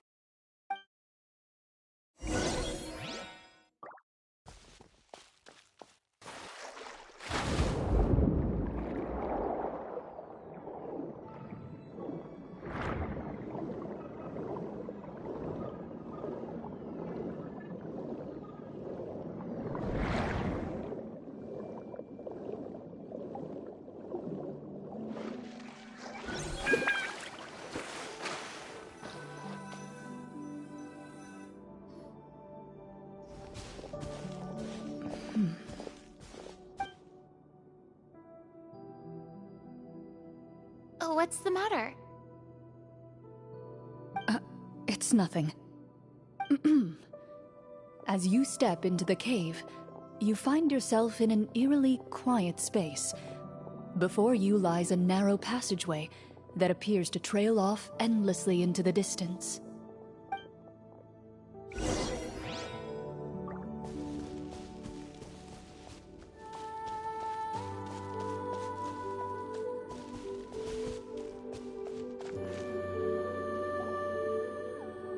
Wow, this must be where the treasure is hidden! But this door is blocking our way in. It almost looks like it's been here for quite some time. I've got to hand it to the tabletop troupe. They really went all out with the props. What have we got down here? A kind of mechanism connected to the door? It looks like we might have to arrange it into a certain pattern. A pattern on a stone door. That's something Master mentioned before. Is something wrong, Clarant? After a long, difficult journey, you finally arrive at the location indicated by your map. It appears to be an ancient site of some sort, where treasure likely awaits. Your surroundings are exceedingly quiet and serene, as if the secret that slumbers here has never once been disturbed. If you listen closely, you can almost convince yourself you can hear the sound of its calm, gentle breathing. That description makes Paimon feel kinda bad for disturbing this place. We're doing this for the sake of the people, to free them from the evil sorcerer. I say it's time for this treasure to once again see the light of day. Linny's right. We need to keep going. The future of the kingdom depends on it. The next part of the story requires us to solve the puzzle, right? Let's start exploring the area. Yes, that should be fine. Something feels off about all this. Guess I'll just have to improvise.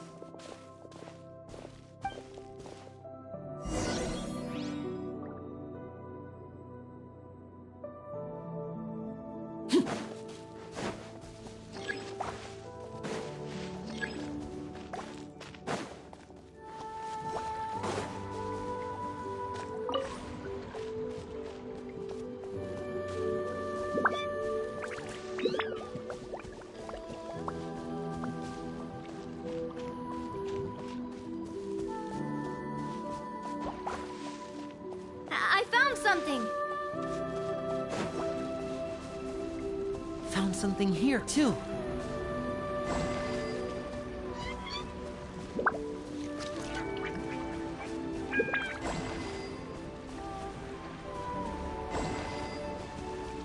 Same here.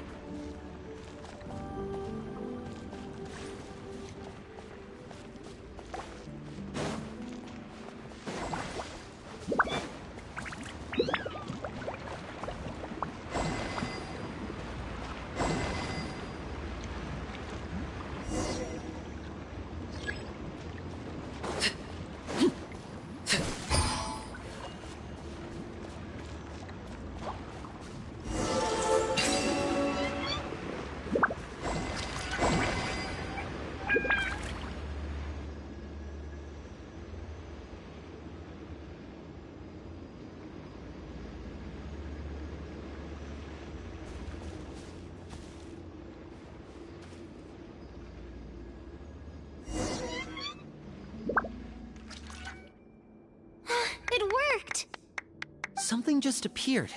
Some kind of new mechanism, maybe? By solving the puzzles, you prove yourselves worthy of inheriting the secrets of the past.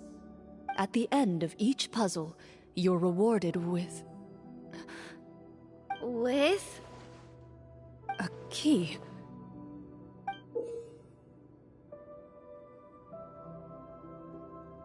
Oh, it must be the key to the big door. Huh?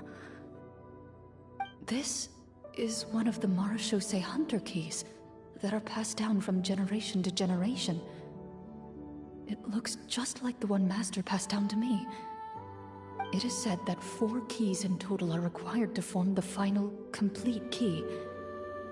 And it seems like we just collected 3 of them. That must mean...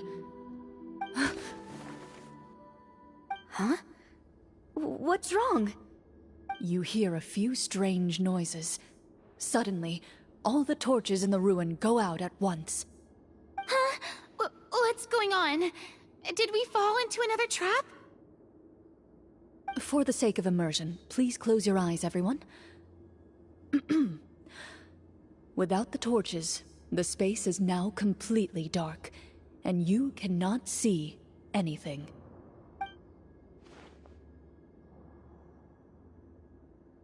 But Paimon can still see a little bit over here.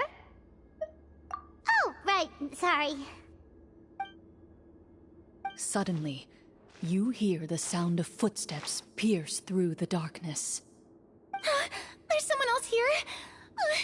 Oh, this is so unsettling. I can't see anything. I've been discovered then. Wait, that voice, it's... You recognize the voice as belonging to the guard who led you to this place. It appears he now covets the treasure for himself, and has come to stake his claim. Oh, so this is just part of the script. Then I can probably relax. Well, if we can't see anything, that means we can't fight to the fullest of our abilities. Should we retreat for now? Judging by the way he's holding his sword, he must be a real Marechaussee hunter. But this isn't part of the script. Retreat? That's not the hunter way. If it's dark for us, then it's dark for him. We choose to fight. Your choice is noted. Please keep your eyes closed until I tell you the torches have been relit. This battle will be in the dark. You got it! Well then, let us begin. I'd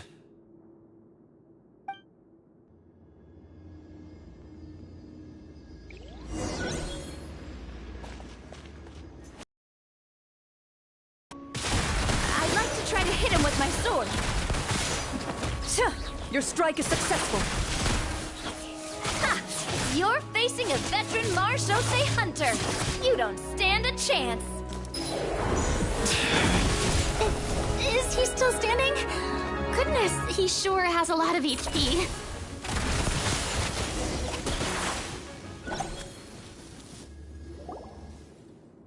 Is it over?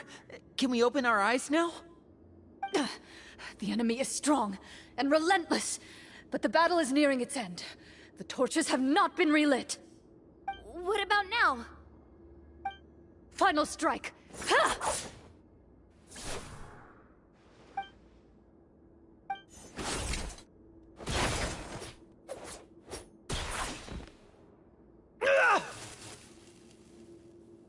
Oh, well, did we get him?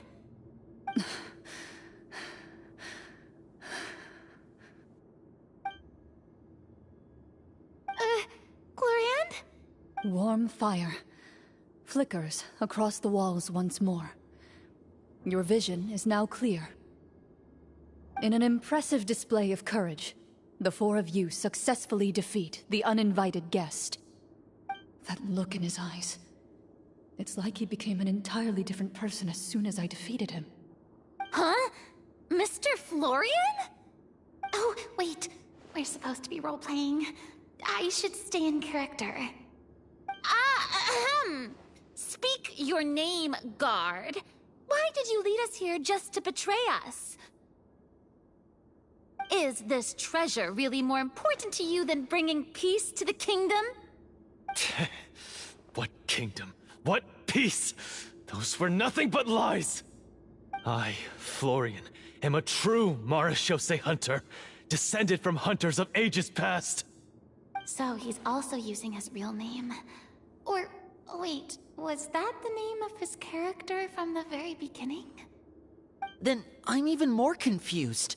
If you truly are a Marechaussee hunter, shouldn't you want to help us just like you said before? Shouldn't we fight together for the sake of the people? What do you know? In this day and age, there's no glory to be had as a Marechaussee hunter. What's that supposed to mean?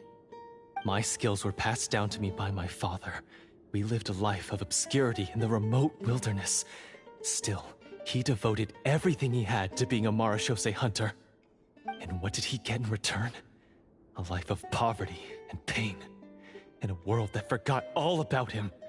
When he died, not a single person came to mourn his passing. The Marechaussee hunters were the ones who saved this city. We're heroes! We deserved more recognition and respect than this! Is he talking about how no one in the capital seems to remember the hunters and their legacy? I didn't expect the script to contain this level of social criticism. So that's why you want to take the treasure for yourself? You feel like you're owed fame and wealth? If you already knew where the treasure was located, why didn't you just come down here and take it? Because I still needed the final key. Only a true Marechaussee hunter is capable of passing through this final door. As someone who sought to hurt others for his own gain, Florian lost that right long ago. Okay, but what is this treasure anyway? We've got all the keys, right? So can we just go in and take a look? You're sure you want to go in? We've been talking about it for so long. Of course we want to see what's inside. And we've already defeated Florian, right? So he won't try to take it from us anymore. Pesky brats. Watch yourself. Then let's open the door together. All right. Your choice of action is confirmed.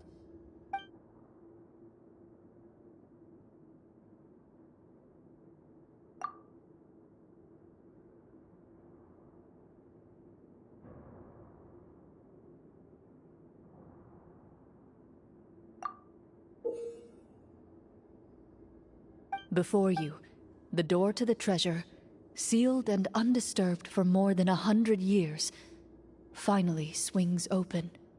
You hear the shrill wail of the door hinge as it rotates for the first time after years of disuse, almost like a sleeping giant letting out an extended yawn. You get the impression that the secrets buried behind this door might be just as heavy as the sound you just heard. It's open! Come on, let's go in! Paimon wants to see what's inside! Ooh, me too!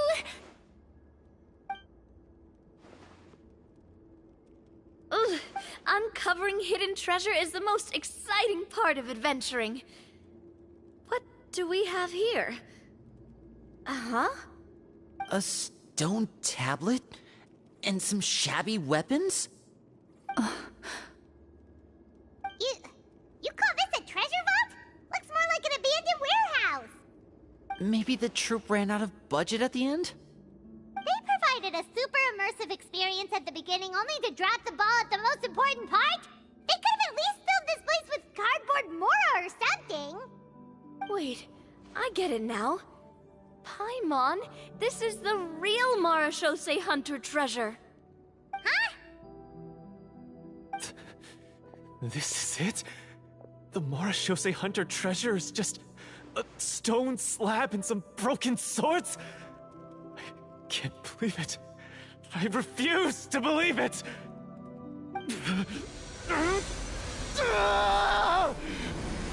Whoa, are you okay? The Marechaussee hunter before you appears to suffer a serious mental breakdown. He needs to leave the room for a moment to collect himself. One of you seems to understand the significance of the treasure already. If the rest of you wish to follow suit, you may remain here in the meantime, and explore your surroundings.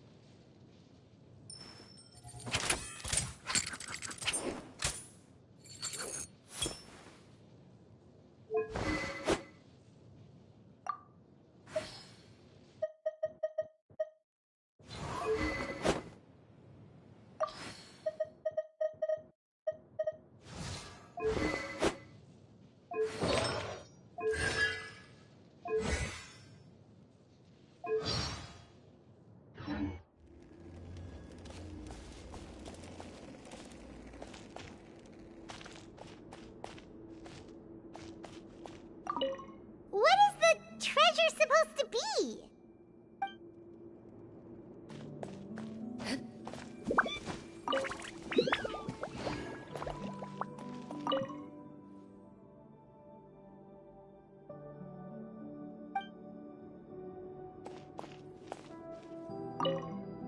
Walter.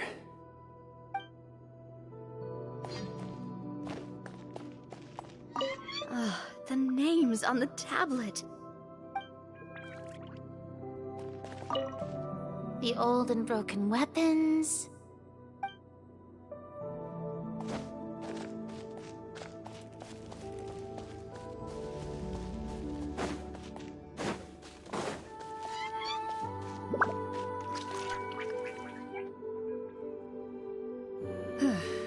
So, how are you doing?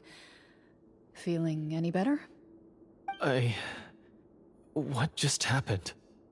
Do you remember how you got here? Or what happened to your body just now? I remember now. I brought you here because I wanted to... The explosives in the cave!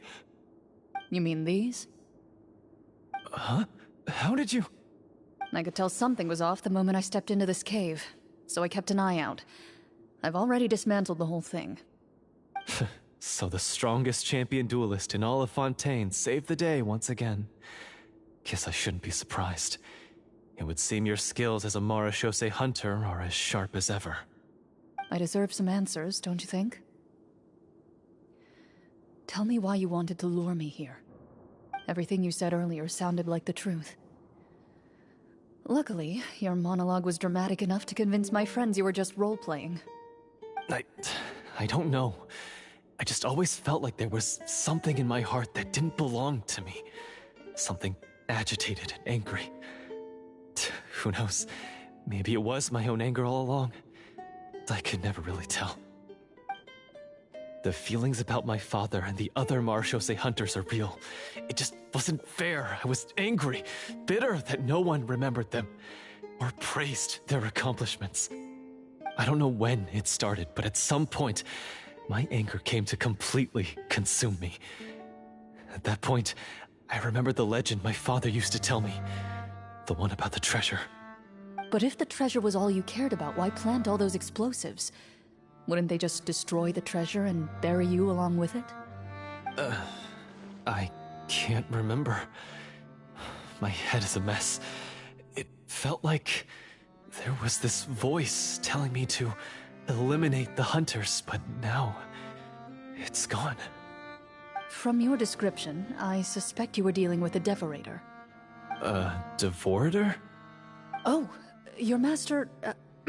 your father, I mean... never talked about it? It was a kind of monster that was active several centuries ago. No, I've heard of it. I'm just not sure why you suddenly... Wait, it can't be. The seal! The seal? My family has served as Marechaussee hunters for many generations. But the title and swordsmanship weren't the only things passed down over our line. There was a seal as well. My father instructed me to always watch over that seal and maintain it regularly. He said it had been passed down over a truly ancient age, and protecting it was our clan's most important duty.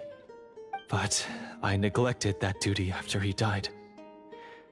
I finally decided to come down and check on it one day, and that's where my memories become fuzzy. The Devorator would be a formidable adversary for any mortal being, even ones as capable as the Hunters. If you lacked the power to completely destroy it, you could easily fall prey to its influence and corruption. In light of this, some Marechaussee Hunters chose to seal the Devorator away, in the hopes that a permanent solution would come with the passage of time. I heard it has the power to amplify the obsessions and desires in people's hearts, to the point where they overtake you entirely. It would seem I'm not just lacking in skill with a blade, but in mental fortitude as well. And yet, you were able to retrieve 3 of the 4 keys. If I remember correctly, each was entrusted to a respected and capable hunter. How did you manage it? One of them belonged to my father. The second I stole from a different hunter. And the third was one that I snatched while the person was on the way home from the tavern. I nearly died in that alley. I know just how strong you are. It's as clear as day to everyone in Fontaine. I observed you from dusk to dawn, but could never find any opportunity to sneak up on you. I never even saw you drink a single glass of liquor. The only way I could think to obtain that last key was to lure you here using your hobby, and then... Oh, I get it now. That monster, it wanted to bury you here alongside the treasure. I won't comment on anything else, but the script was good. Well, I did pour my heart and soul into it. The stories my father used to tell me about the glory of the heroic Marechaussee hunters and how they came to be forgotten. It's more than just a story. Huh? You're proud to be a hunter. You're still holding onto that part of yourself, no matter how small. I have done so many despicable things. I have nothing to be proud of. Then explain the purpose of the evil sorcerer in your story. Huh? Isn't he the true antagonist? The one who sought nothing but his own gain, and used the people as pawns to attain it? In your heart of hearts, he was the one you truly wanted to defeat. But I've already tainted my sword. I no longer have any right to... Wake up, Florian. Remember how you introduced yourself earlier. Do you really think the hunters acted out of a desire for honor and glory? Or to be loved and acknowledged by the people? What did your father teach you about our order? You do not wield your sword for yourself, but to protect those you serve. There's nothing special about a blade. It's the intentions of the wielder that matter above all else. Do you still not understand? Even after seeing the treasure for yourself? The contents of that room, they represent the true legacy the hunters left behind. You're right. I am a Marechaussee hunter. It's time for me to redeem, no, to finally serve the people I vowed to protect all along. I wouldn't be so quick to push aside the need for redemption. I know. That's a charge I won't bother to defend myself against. Good. Then, come with me, and help me see the script through to the end. Huh? See the script through to the end? But there's no more script left. Never finished it, huh? No, I mean, I wrote the script with the sole purpose of luring you all here. There was no reason to write beyond this point. Then we'll just have to keep writing it. The evil sorcerer still needs to be defeated. You mean the Devorator? Are you saying I have to make up the rest of the script as we go along? Is that really so hard? You've already written most of it. Surely you can write an ending where the hunters win and justice prevails. I'll be there to help you too. You aren't afraid your party will fall into danger? I know what my friends are capable of, and they're all quite skilled. Besides, I need their help. Then, are you going to tell them the truth about all this? I don't intend to spoil the fun. Sometimes, protecting dreams and fantasies is more important than exposing the truth. Don't you think?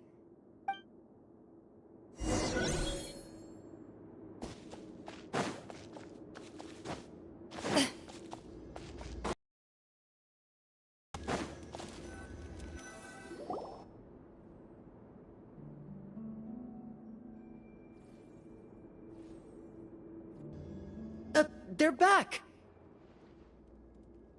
That took a while.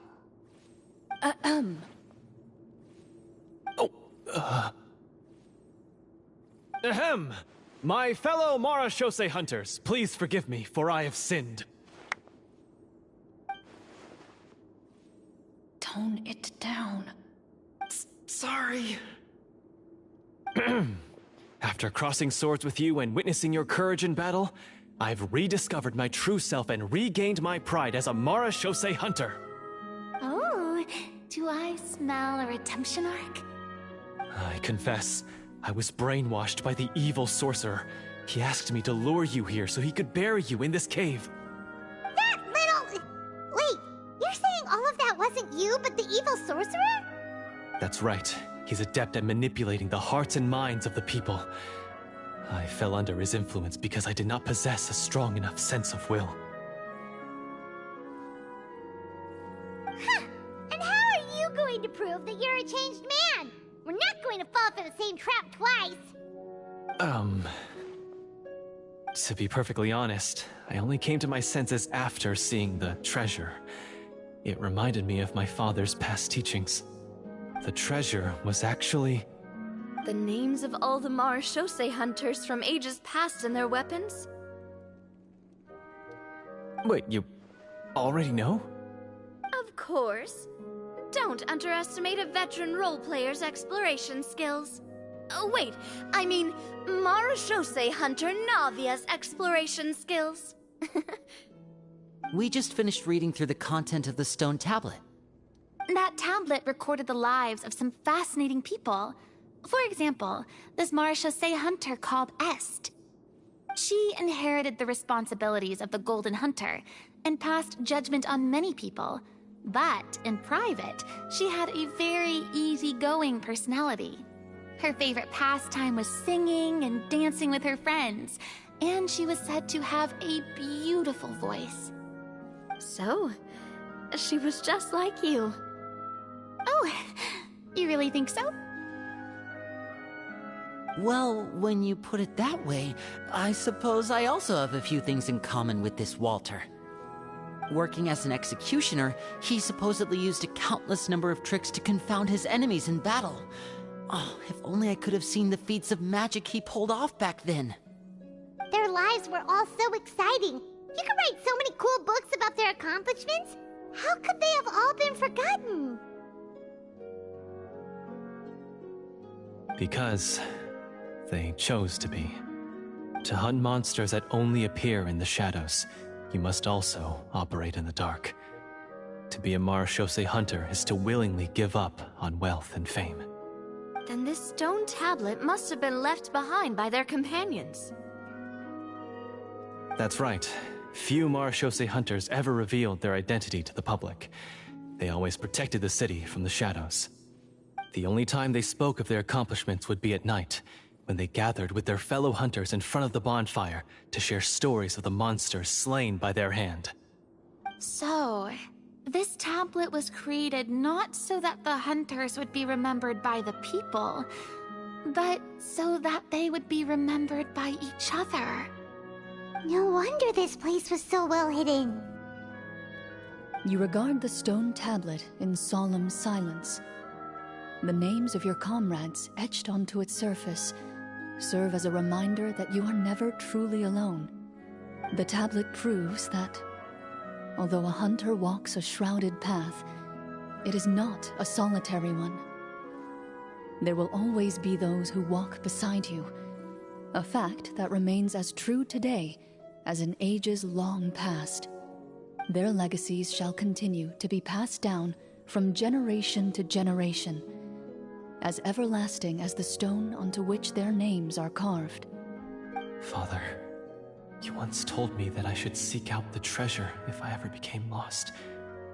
So this is what you wanted me to find.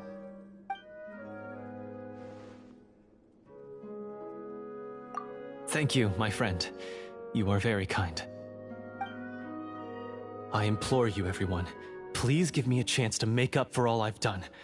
Allow me to fight alongside you and defeat the evil sorcerer that threatens the peace and prosperity of everyone in this kingdom. Well, I say we let you join. Sounds good to me too. Everyone makes mistakes. What matters is what you do to make up for them. I have no objections, but... Mr. Florian, do you even know how to defeat the evil sorcerer? When he took over my mind, I gained some insight into his thoughts. Every time I thought of the treasure, he reacted with a strong sense of fear. Huh? He's afraid of the treasure? But there's nothing here except some broken weapons and the stone tablet! What if the secret's hidden inside these weapons? GM, permission to investigate.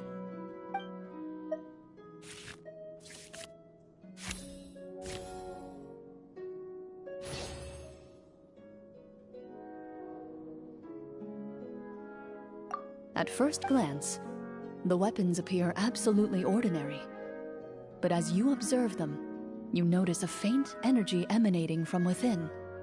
These blades have slain countless monsters. Though it's been a long time since they were used in battle, their edges remain sharp, as if they're simply waiting for the next worthy hunter to carry on their legacy. So basically take these with us, right? I'll take this weapon, since it used to belong to Est. Maybe it'll find comfort in being held by someone who appreciates the arts. Ah, good idea. I'll take Mr. Walter's bow then.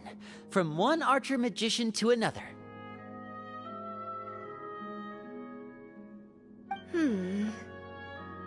Paimon's gonna pick a cool weapon too!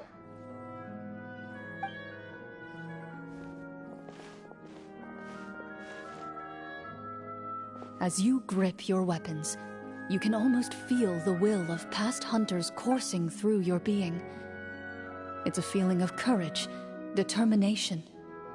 A silent vow passed down from generation to generation that says, eradicate the monsters, no matter the cost.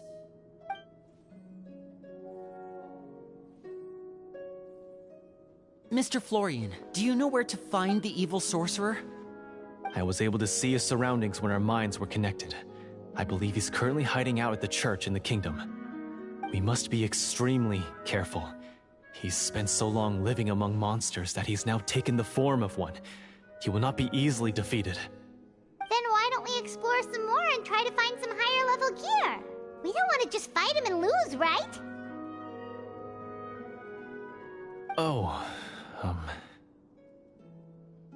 No, we have to strike now. He was greatly weakened when I managed to break out of his control. If we let him rest, he might have time to escape. I agree with Mr. Florian. We've got to act while we have the advantage. Don't forget, the people of the capital are counting on us. Yeah, now that we've got a plan, there's no point in waiting. The longer this drags on, the worse it will be for everybody. Yes, that's what's called... Yes, that's exactly right. Alright, you've persuaded Paimon. Mr. Florian, please, lead the way. Of course. Follow me. He had to set up so many scenes today, and now he has to join in for this last part. I really don't envy his job. Finally, you decide to slay the evil sorcerer and bring peace back to the kingdom once and for all. As you walk away, you feel the gaze of the stone tablet at your back, as if all the hunters of the past are wishing you success in the battle ahead and awaiting your triumphant return.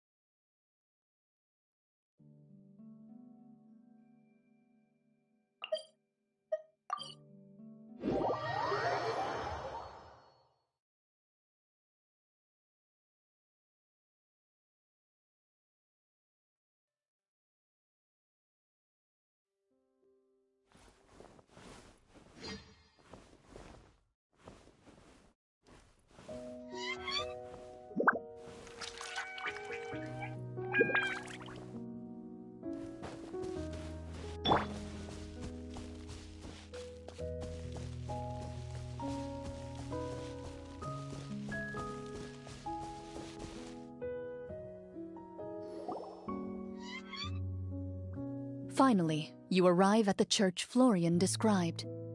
As you approach, an ominous aura surrounds you. You get the sense that your enemy is close at hand. How strange. This uneasy feeling seems so real. How did they manage that? Now, it is time for the final battle. Let's go!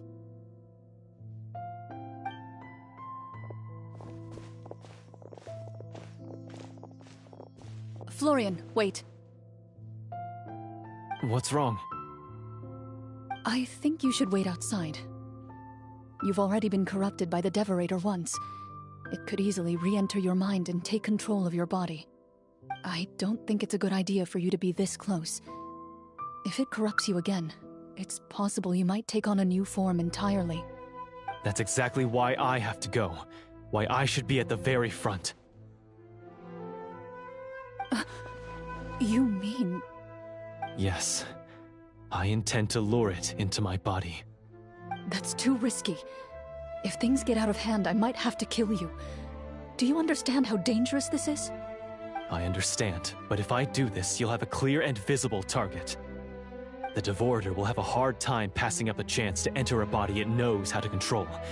You won't have to worry about any of your friends being taken over. You're not like me, Miss Clorand.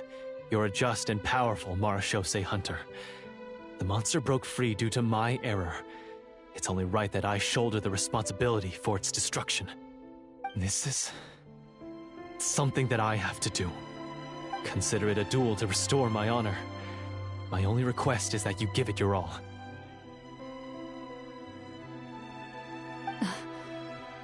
I understand. Then, as a champion duelist, I hereby accept your request for a duel, and extend to you my most sincere regards. Thank you. The battle is now upon us. Let the Devorator once again tremble under the blade of the Marechaussee hunters.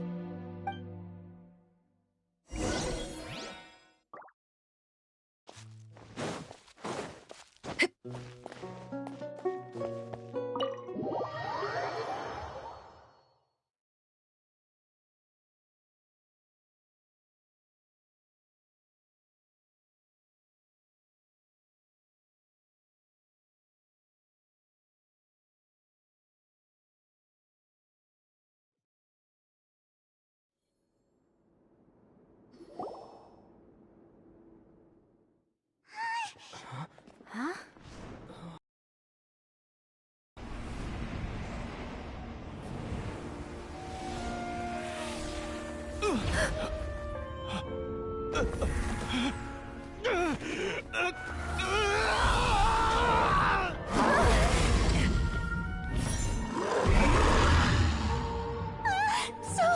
So lifelike!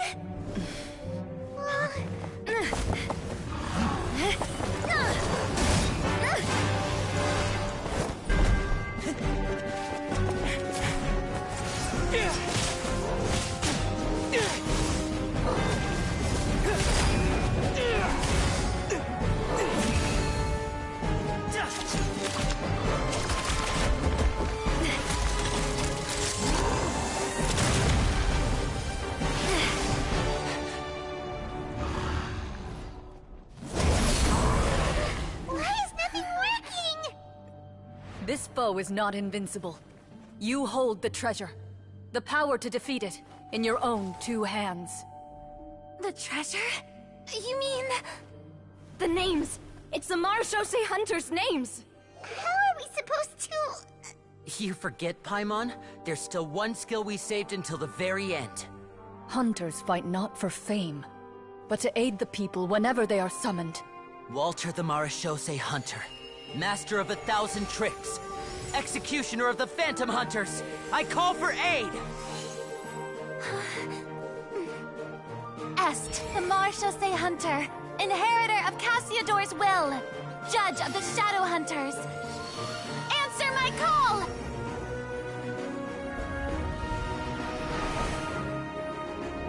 Petronia, protector of justice and order. The hunter I respect the most. Thank you for saving my friend, the best one I'll ever know. Please, lend us your strength!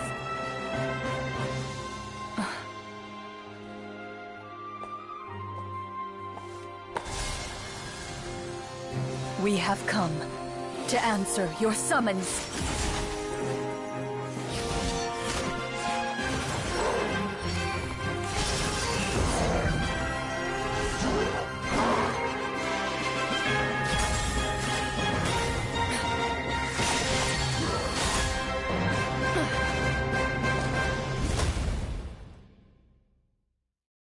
And so, the monsters were eradicated, and the sorcerer was defeated. Peace soon returned to the capital. Those in the court, manipulated by the sorcerer, also recognized the errors of their ways. Some remembered the names of the heroes who saved their kingdom, but others simply continued their lives none the wiser. Such is the story of the Marechaussee Hunters. They pursue the phantoms in the darkness and exterminate all who pose a threat. They will always protect the city and those within it, even should all memory of their accomplishments be forgotten by the very people they serve. I am assuming we've finally reached the end of the script. Yes, you've reached one of the better endings. It's a pretty solid story overall. I thought it was just an ordinary adventure at first, but the further we got into it, the more impressed I became with the production and the plot. That final battle especially! All the effects were super realistic. Oh, right. Yeah, totally. That's a really good point. I never expected the weapons we picked up from that vault would have that kind of effect. Yeah, mine nearly scared the daylights out of me when it started glowing. I took a good look at it after we got out, but I don't think it ever lit up again. Oh, we should probably give these props back, right? I'll just leave mine here. Did you have a good time? Of course! Let me know if another script like this comes around. Sure, no problem. Then I'll head back for now. I think I need some time to fully digest everything that just happened. Once Mr. Florian is awake, please pass on my regards to him. He must be extremely exhausted to have passed out cold like that. You're right. He's had a lot to deal with. Well, see you all some other time. Toodaloo!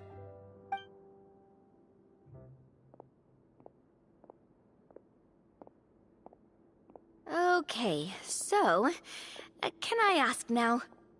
I think it should be fine, yeah. What in the world was going on back there? So you saw through all of that? That time in the cave when you told us to close our eyes, it'd be weirder if we didn't notice anything. I was dying of curiosity the entire time. I mean, you did a pretty bang-up job of pretending nothing had gone wrong. Farina actually looked like she thought all of it was planned. Guess none of us wanted to be the one to break the illusion. What are you all talking about? Oh, wait. Don't tell me you never... Ugh, this is all my fault. It's not too late to cover your ears. Here, partner, I'll do it for you. Bit late for that, don't you think? You're saying everything that happened back there wasn't actually part of the script? It's probably more accurate to say this was never a real scripted story to begin with. What? So loud. My head. Hey, you! Get up right now and explain yourself! No shaking, please! Oh, my head.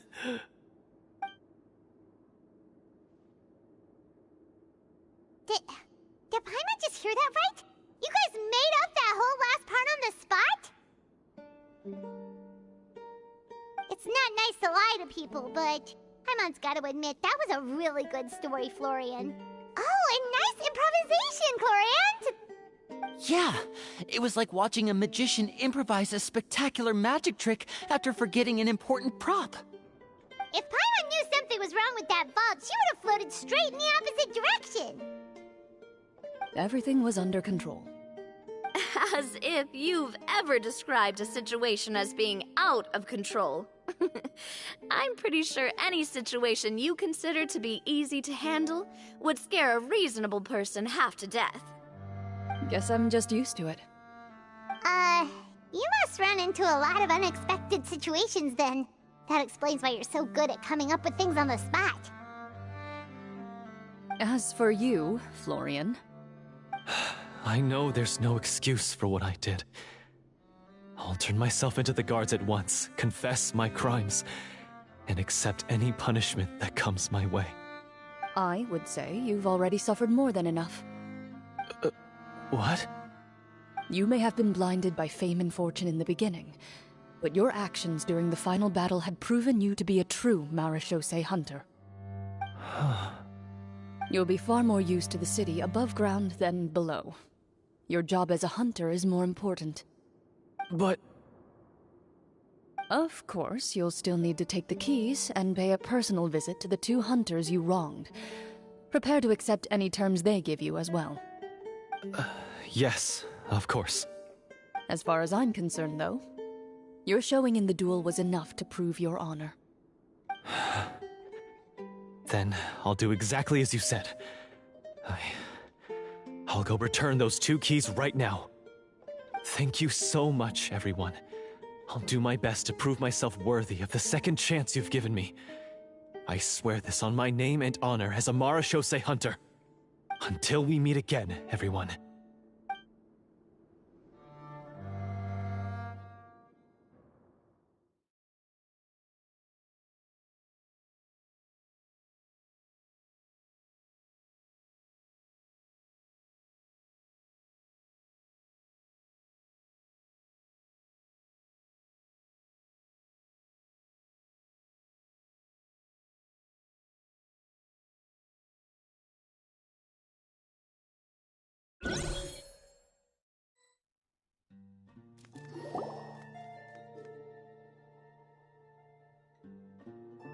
Speaking of Marechaussee hunters, what should we do about the treasure in that cave? Leave it be. Are you sure? We could show it to people, make it so that the hunters are remembered. Don't you want that? No. Every name on that tablet made the same choice. All hunters know what the path entails. I am no exception. My identity as a Marechaussee hunter is not something I need people to remember. I wish only to be recognized as a champion duelist. Nothing more. That's certainly very different from the path of a magician. Still, I admire your decision. Wait! Paimon just remembered something. If there were no special effects involved, why did our weapons begin to glow during the battle? That's because the Marechaussee hunters of ages past would often imbue their weapons with special enchantments to suppress the monsters. Whenever a monster was nearby, their weapons would start to glow. Oh, so that's why they had an effect on that guy near the end. I really thought the summons were doing all the work.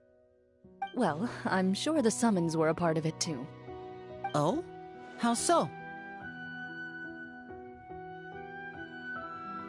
This particular devorator probably hailed from the same era as the hunters we saw in the room. The names you recited all belonged to the bravest hunters. Countless monsters fell to their blades. That's likely why the devorator visibly reacted when you said them out loud. So the names held the power all along! Navia. Everything you said during your summon. Huh? Oh, I meant what I said. I mean, it was true to my character, so yeah, I'm glad you heard it. Just don't make me repeat myself.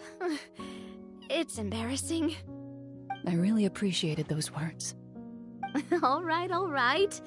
Don't get all sentimental on me. Anyway, let's not talk about that anymore. I'm going to go on ahead. Don't fall too far behind now. She ran off! I should probably head back as well. This story was truly incredible. I might have to spend the whole night telling my siblings all about it. Goodbye.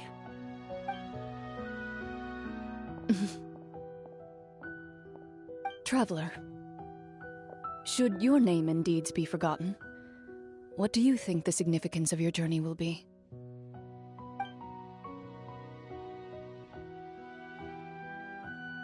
I suppose the significance would be the journey itself and the world we helped create. There's still value in the time I shared with everyone here, in the things we were able to accomplish, even if no one remembers them. A great answer. I'll remember it. Me? The Marachose hunter says nothing in response to that question. Perhaps her answer lies in her silence, an unspoken vow left to echo through the night. The path she walks needs no explanation.